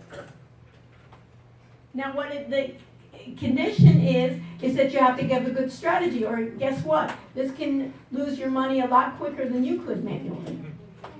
But if it's really great, you really could sit at the beach with your phone, look at your performance report and say, hey, I'm doing well. And then you could put in stops and say, hey, listen, I only want to risk. Once it starts going down 2%, get me out. Stop it. Or once I don't want to be too greedy. That's the logic. I can put it in. I can put it in even in the properties of stops, right? Up 2%. Or I can say, you know, after it gets 5% up or 3% up, get me out. Because guess what? As it goes up, guess what? It's going to come down. And later on it can be, I want to buy, right? I want to buy basically what? I want to buy the dips, right? Sell the rips or whatever. Okay. So I'm going to look for the SMA. Did you find it? Okay. And this will be the code we find.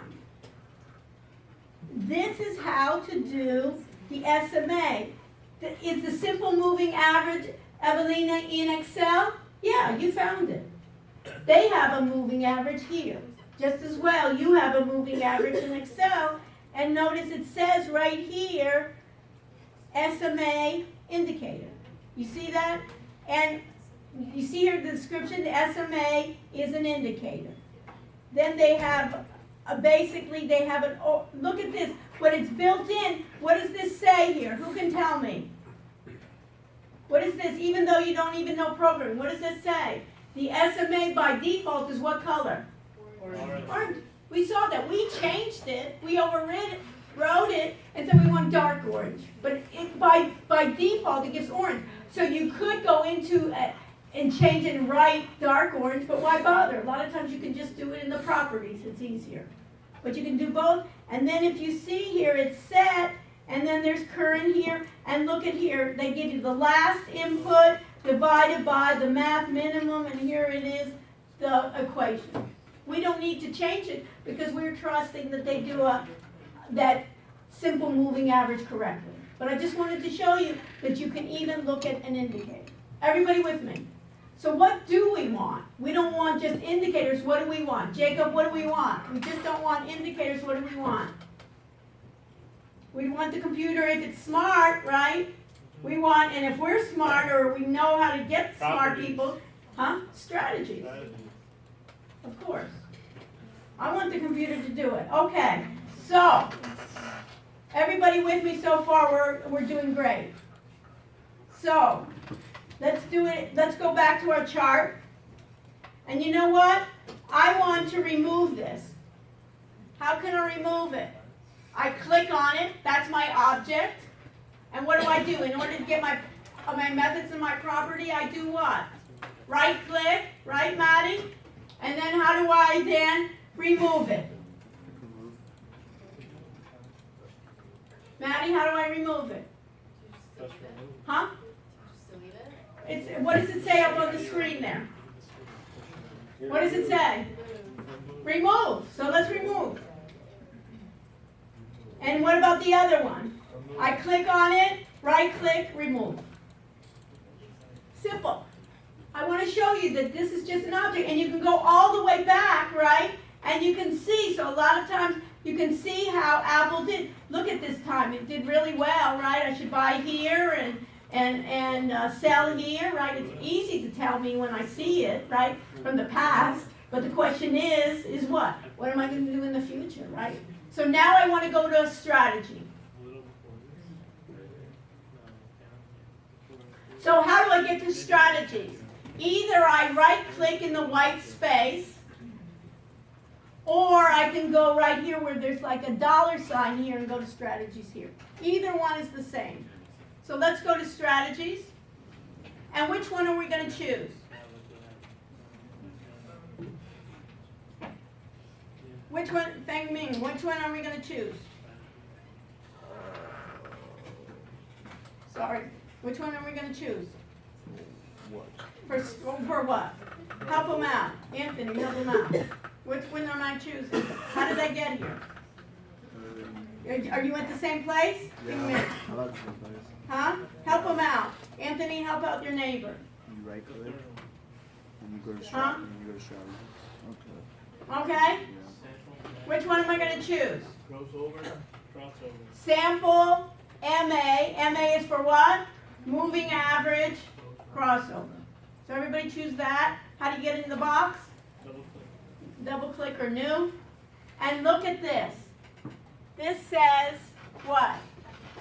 Look at the parameters, the properties to the right. It says fast, 10, slow, 25.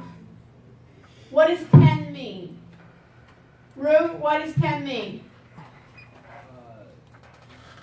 What does 10 mean? Right here. Huh? What does it mean? What does it mean? Yes. The slope.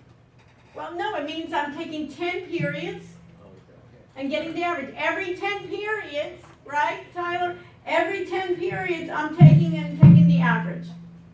And they call that the what? Fast, because it's shorter amount of time. And what is slow, Tyler? 25.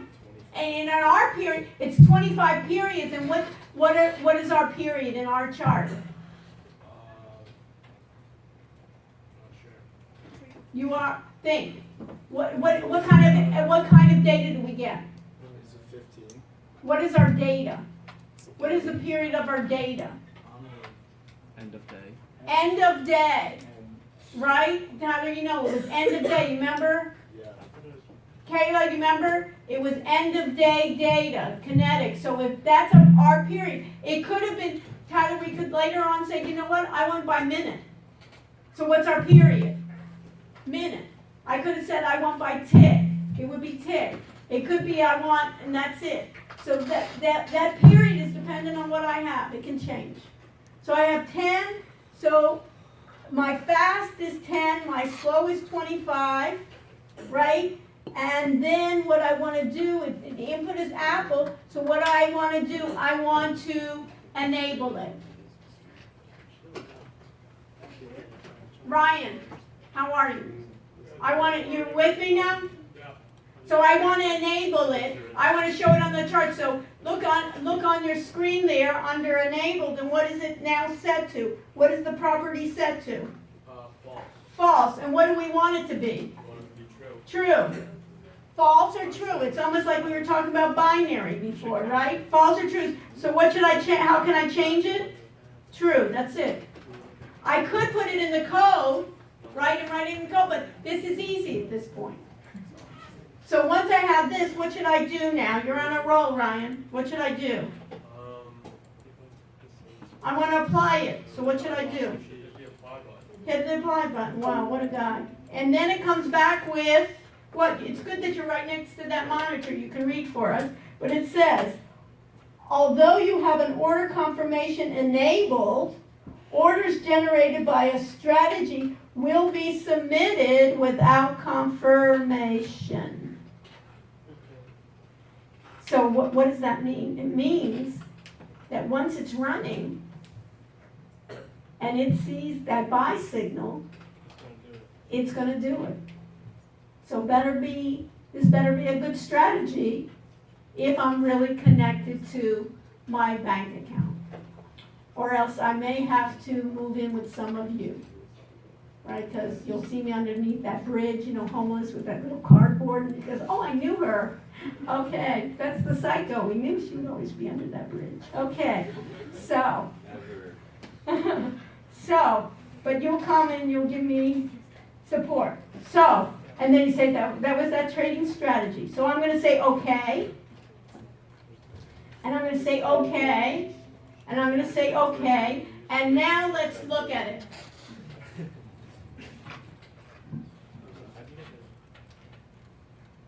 So we'll help them out. So it says, basically, there's some lines that are solid, right? They're my what? It basically is my fast and my slow, right? Because if I click on this and look at properties, right? It says, how many days is that one? 25, right? My yellow one, if I right click, go to properties, how many days is that? That's my 10, so that's my fast, right? My yellow is my fast, and my daily is 25. If I wanted to look at my line, right, I could look at my line, I could take this plus sign, and in orange, I could then change it to what? Dark orange. And say okay. So now I see it a little bit stronger. And now what happens, it seems like this tells me I see some red dotted lines and I see some green dotted lines. What's the difference?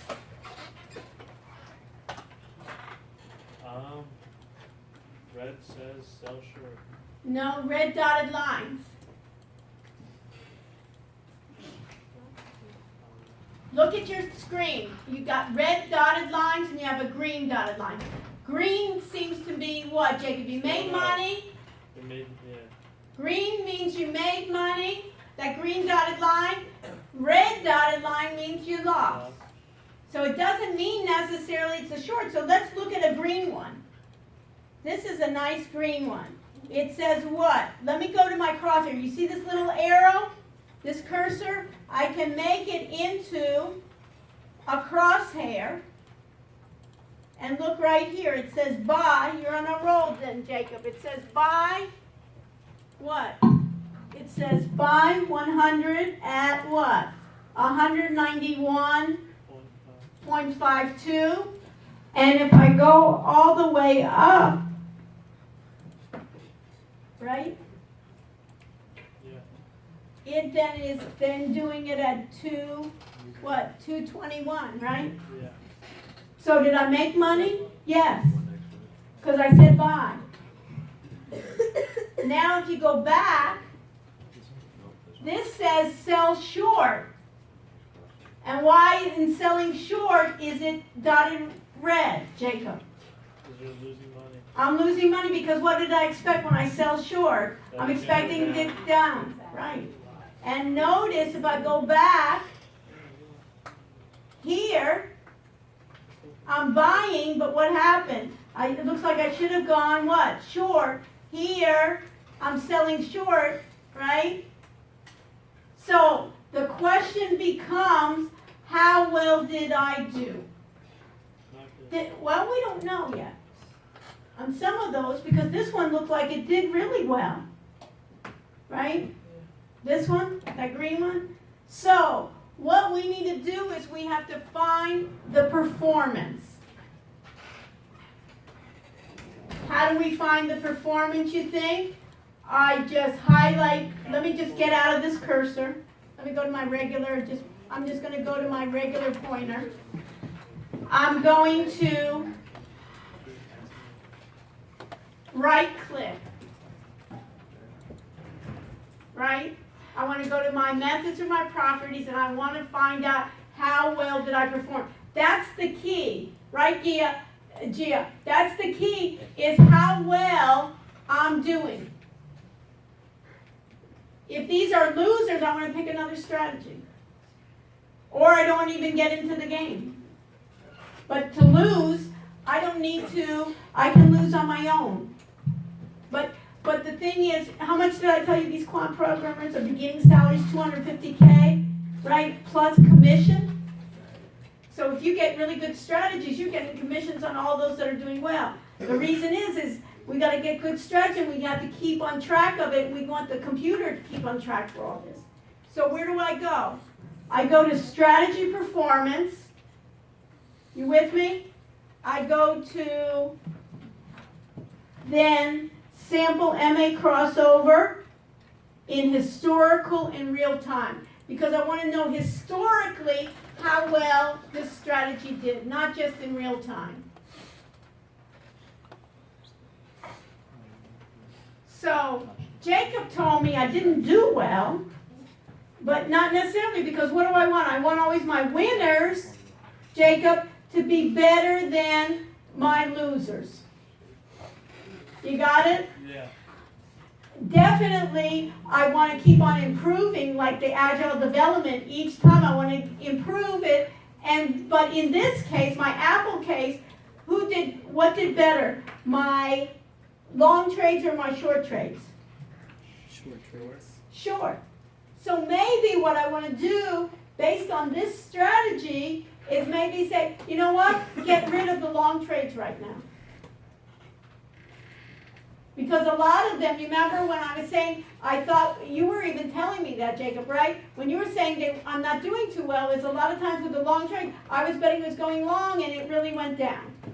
And maybe a year ago, maybe 2 years ago, Apple, I didn't have to worry about. The longs were always doing well. You remember how Apple was just kept on going? Yeah. And then for a while, maybe this year it's doing a little bit better. So it may be dependent on the stock, it may be dependent on the time, it may be dependent on the industry. So these necessarily have to be changing all the time. So at this point, I know that it's doing well, and so put a note that your total net profit is going to be important.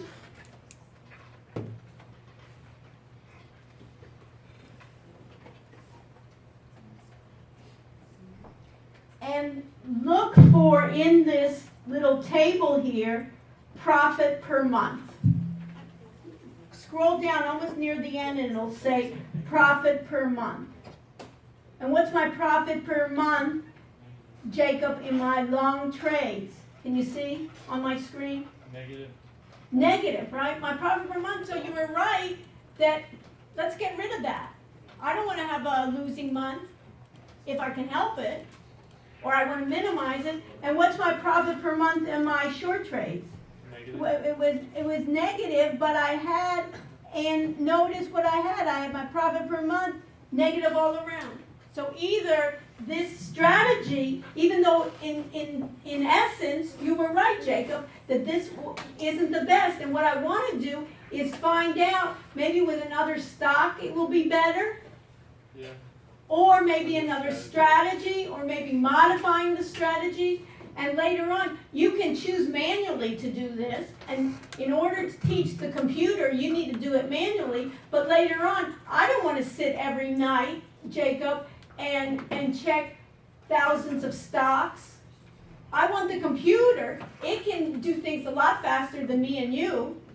Let it go ahead, and all I tell it is check on the profit per month I'm looking for, and only use those stocks at that time that have, let's say, a profit per month of 0.5. Anything below that I don't want. You set the parameters, and that's how it works. And this looks like what?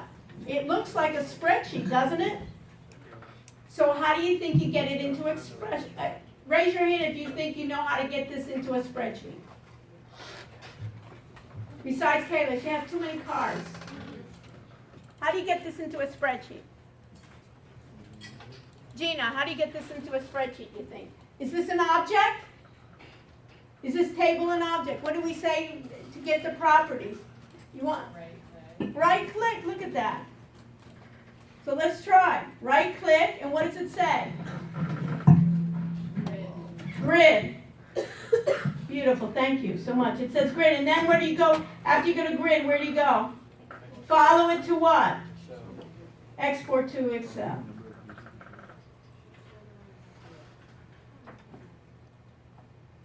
Opens up Excel, and it probably was like in a, right? And it put it right in there for me. And what you want to then do is you'll rename the sheet by the rename. And what was the date? We'll put, this is Apple, right? You'll put yours, so I'll put Apple here. And then I'll put the date. Maybe I'll even put the date before that. What's today's date? 2/13/19. Underbar. And then I'll check out some other stocks, symbols.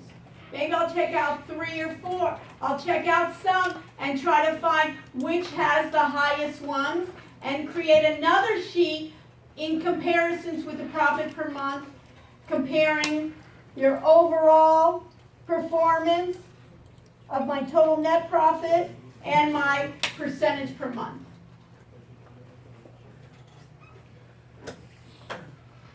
Wait, how do you export it? How do you get to a property, Blaze? Help them. How do you export it? Explain it. Right click if you get property. Everything's easy when you know, and that's why we want to help each other. Put your name on this, and then upload it as an item for Excel for your homework, and put in the description what you found. So for instance, Apple had this % per month, this one, and the best one we found, and do like 3 or 4 to find the best ones for the SMA. One more thing is we want to look at the code. How do we get to the code?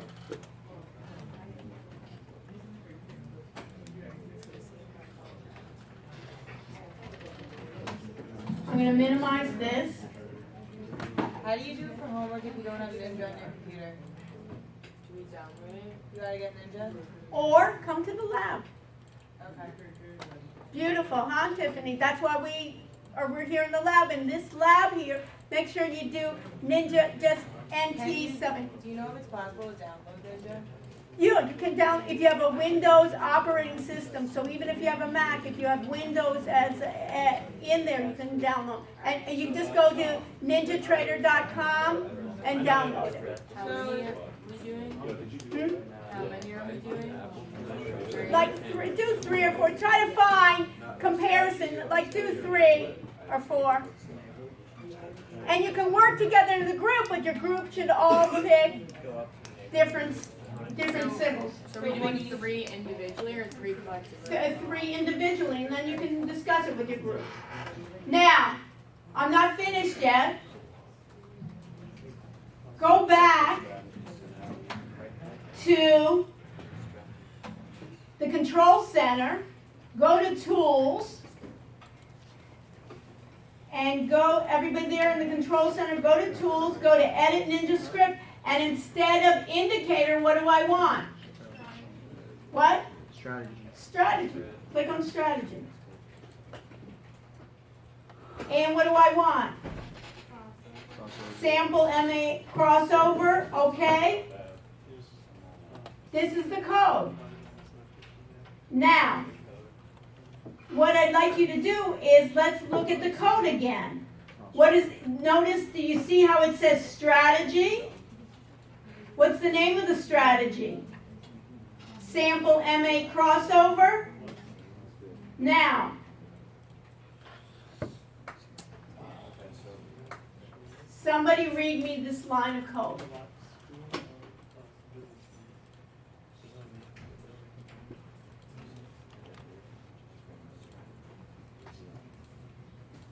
Anthony. SMA, fast dot plots 0 dot pen color equals color dot orange. So what do you think that means?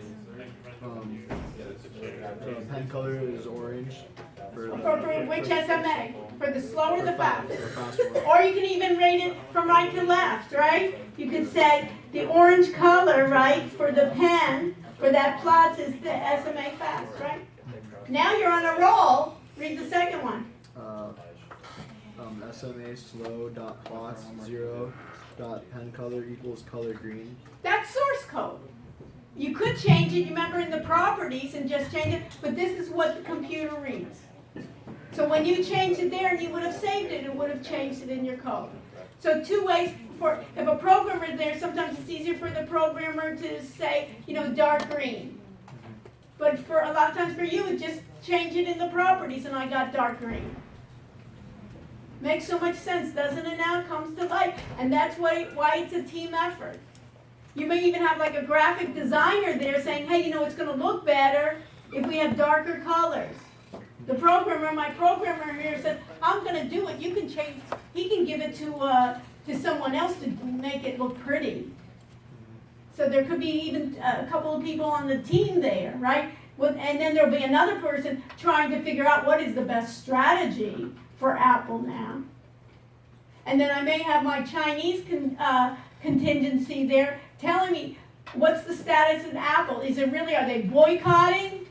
Is it really going to be, are really Chinese now stopping buying Apple? Is it not such is it too expensive, or they're trying to be nationalistic, or is there now a real estate bust? So they'll have my Chinese connection, I'll have my Asian connections, right? My Southeast Asian connection, and it can be a worldwide. Do we all have to sit in the same room? No. And it may be, we can even do Forex, currencies, where it's daytime here and nighttime somewhere else, right? And we could even do 24 hours. We could broadcast it, and Alex says, I don't want to set up 24 hours with the broadcast. So we could have our Chinese contingency there, and then we could have voice to text for transcripts, and then we could have even basically translations, right, of what's happening. And we could be even showing our strategies all the time. We can have groups of people joining us. We can get experts around the world joining us in our broadcast. And then we could even sell our strategies, or we can trade together. Once we know it and we have a following of 1 million, we could be doing it, and we could all be sitting all over the world and getting experts. That's the new technology. We're gathering here together because it's nice to be together. But once we leave that and you go off on your own, we could still continue. Or you could participate, and then we could have people participate. And then we could have people say, I don't want to participate, I just want to watch. So even if we wanted to make it an endeavor, afterwards we could even charge different ones. If you want to watch, you get it for free, right? If you want to participate, we'll have membership, or we'll have special membership where we'll have our specialists coming in and giving us inside expert advice. Do you see how it goes? So then, notice what it says. It says add the fast, add the slow, and this is the key. Who can read this for me? We're almost finished. Who wants to volunteer to read this?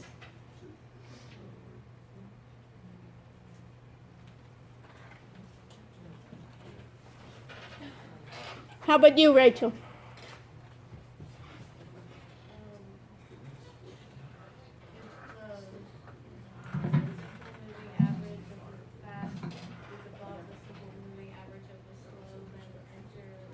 And what does enter long mean? So what she's saying, what she's reading is if crossover above the SMA fast, and fast means the shorter period, right, is above the slower period, enter long. What does that mean? Enter long. A long period. It means 5.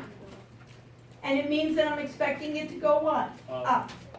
Enter long is a built-in function already, a built-in method that somebody didn't have to write the code. All they had to do is say enter long.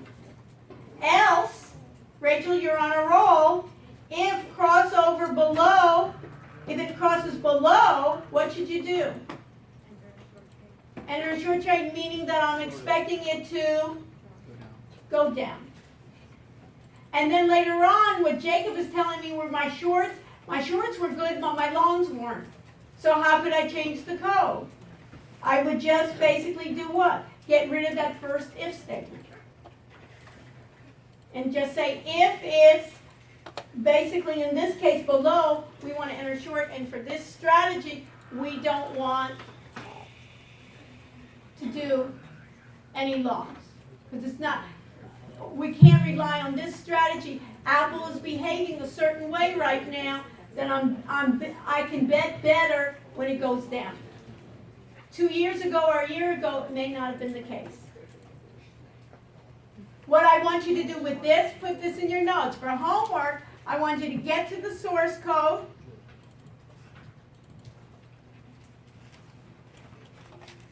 Copy it. Bring it into a text file or into Word or something. Put your name on it. And then, how do you make a comment? Description. It's just with these slashes like this. Put some slashes in your comments and describe this section. Just like you did now. Guess what a good question would be for the exam? How to do that?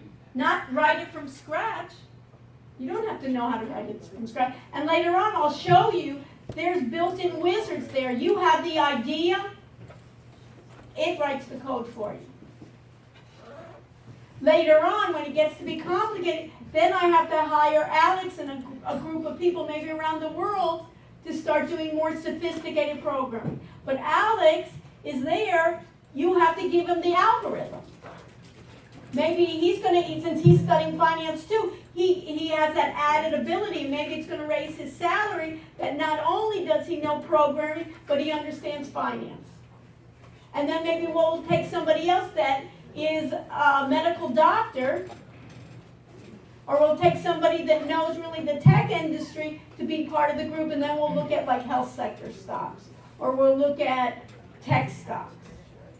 And then maybe when we want to be real sophisticated and do high frequency trading, I need some PhDs in mathematics and physics to kind of use, basically even doing scalping kind of things to do it really quickly. But that's kind of like the team effort. It's going to be the team in the world, and it's going to be, if you don't work on the rules and these technologies, you're out. So that's what people are worried about, is those people that were just saying, I'm just going to be a broker and just sell stocks for people. A lot of it's going to be like the robots, but what you're going to know is still, people are still wanting to talk to humans. Right? There's still some joy, right? Of actually being with your friends physically, right? And there's still some ideas that we can communicate together, but it's the idea of we want the computer basically to do what it does really well, and then it starts, The computer itself will start, the programs will start being more intelligent, but we need humans to help it get along and even check what's happening. And then to put later on it may even say, hey, this is my profile, and they know that I'm cheap, right? They know I'm risk averse, so they may take a strategy that I can sleep at night. And some of you other guys, hey, I love to gamble and I love to take more risk, and I may do it based on yours, and I have a lot of money and this is only my play money. They may even take more strategies that are more popular. It depends. So everybody understands. So let's go over what the homework is. Quiz. Quiz is first. 3 of these. And 3 of these. And then also Maybe take 5. 1 of these and download it so you can get comfortable with what, give comments on what the code is doing. Got it. Got it. And that's why I want to bring this. This is not part of the book, but I want to show you something that is new that we can use and you can come up with skills. And then we'll talk about, we'll have a projects to do. The projects can be expanding on this. It can be other things. Some of you may not be interested in this area and want to do some marketing or some other types of things with technology, can do this. And if you really want to get into it, Ninja Trader, if you look online, they have a lot of tutorials teaching you a lot of different things. So stay with me, everybody understand. We'll meet back in the regular classroom next week, and we'll see how this works, you know, if this was worthwhile and so forth. But I wanted everybody the same way as take your name tags, is everybody to see that if you don't download it on your machine, that it's available in this lab, and now you're familiar with what's happening, rather than just throwing you there without seeing it and understanding how to do it. My pleasure. Thank you. And if you want to stay with me, answer any more of your questions, see what you've done, we'll do that. And then we'll know also chapter 4, and then we'll start reviewing the following week. I think we'll start reviewing for the exam, so you'll be prepared for the exam as well. Thank you, Professor. My pleasure. Thank you, James. Thank you. Did a good job. Keep it up, right? You did, right? Thank you. Okay, so everything, so what's the issue now? So how can we fix it? This is not worth it. Yeah, it's really not. It's not worth it. Just to use this. Just to use this in our mic in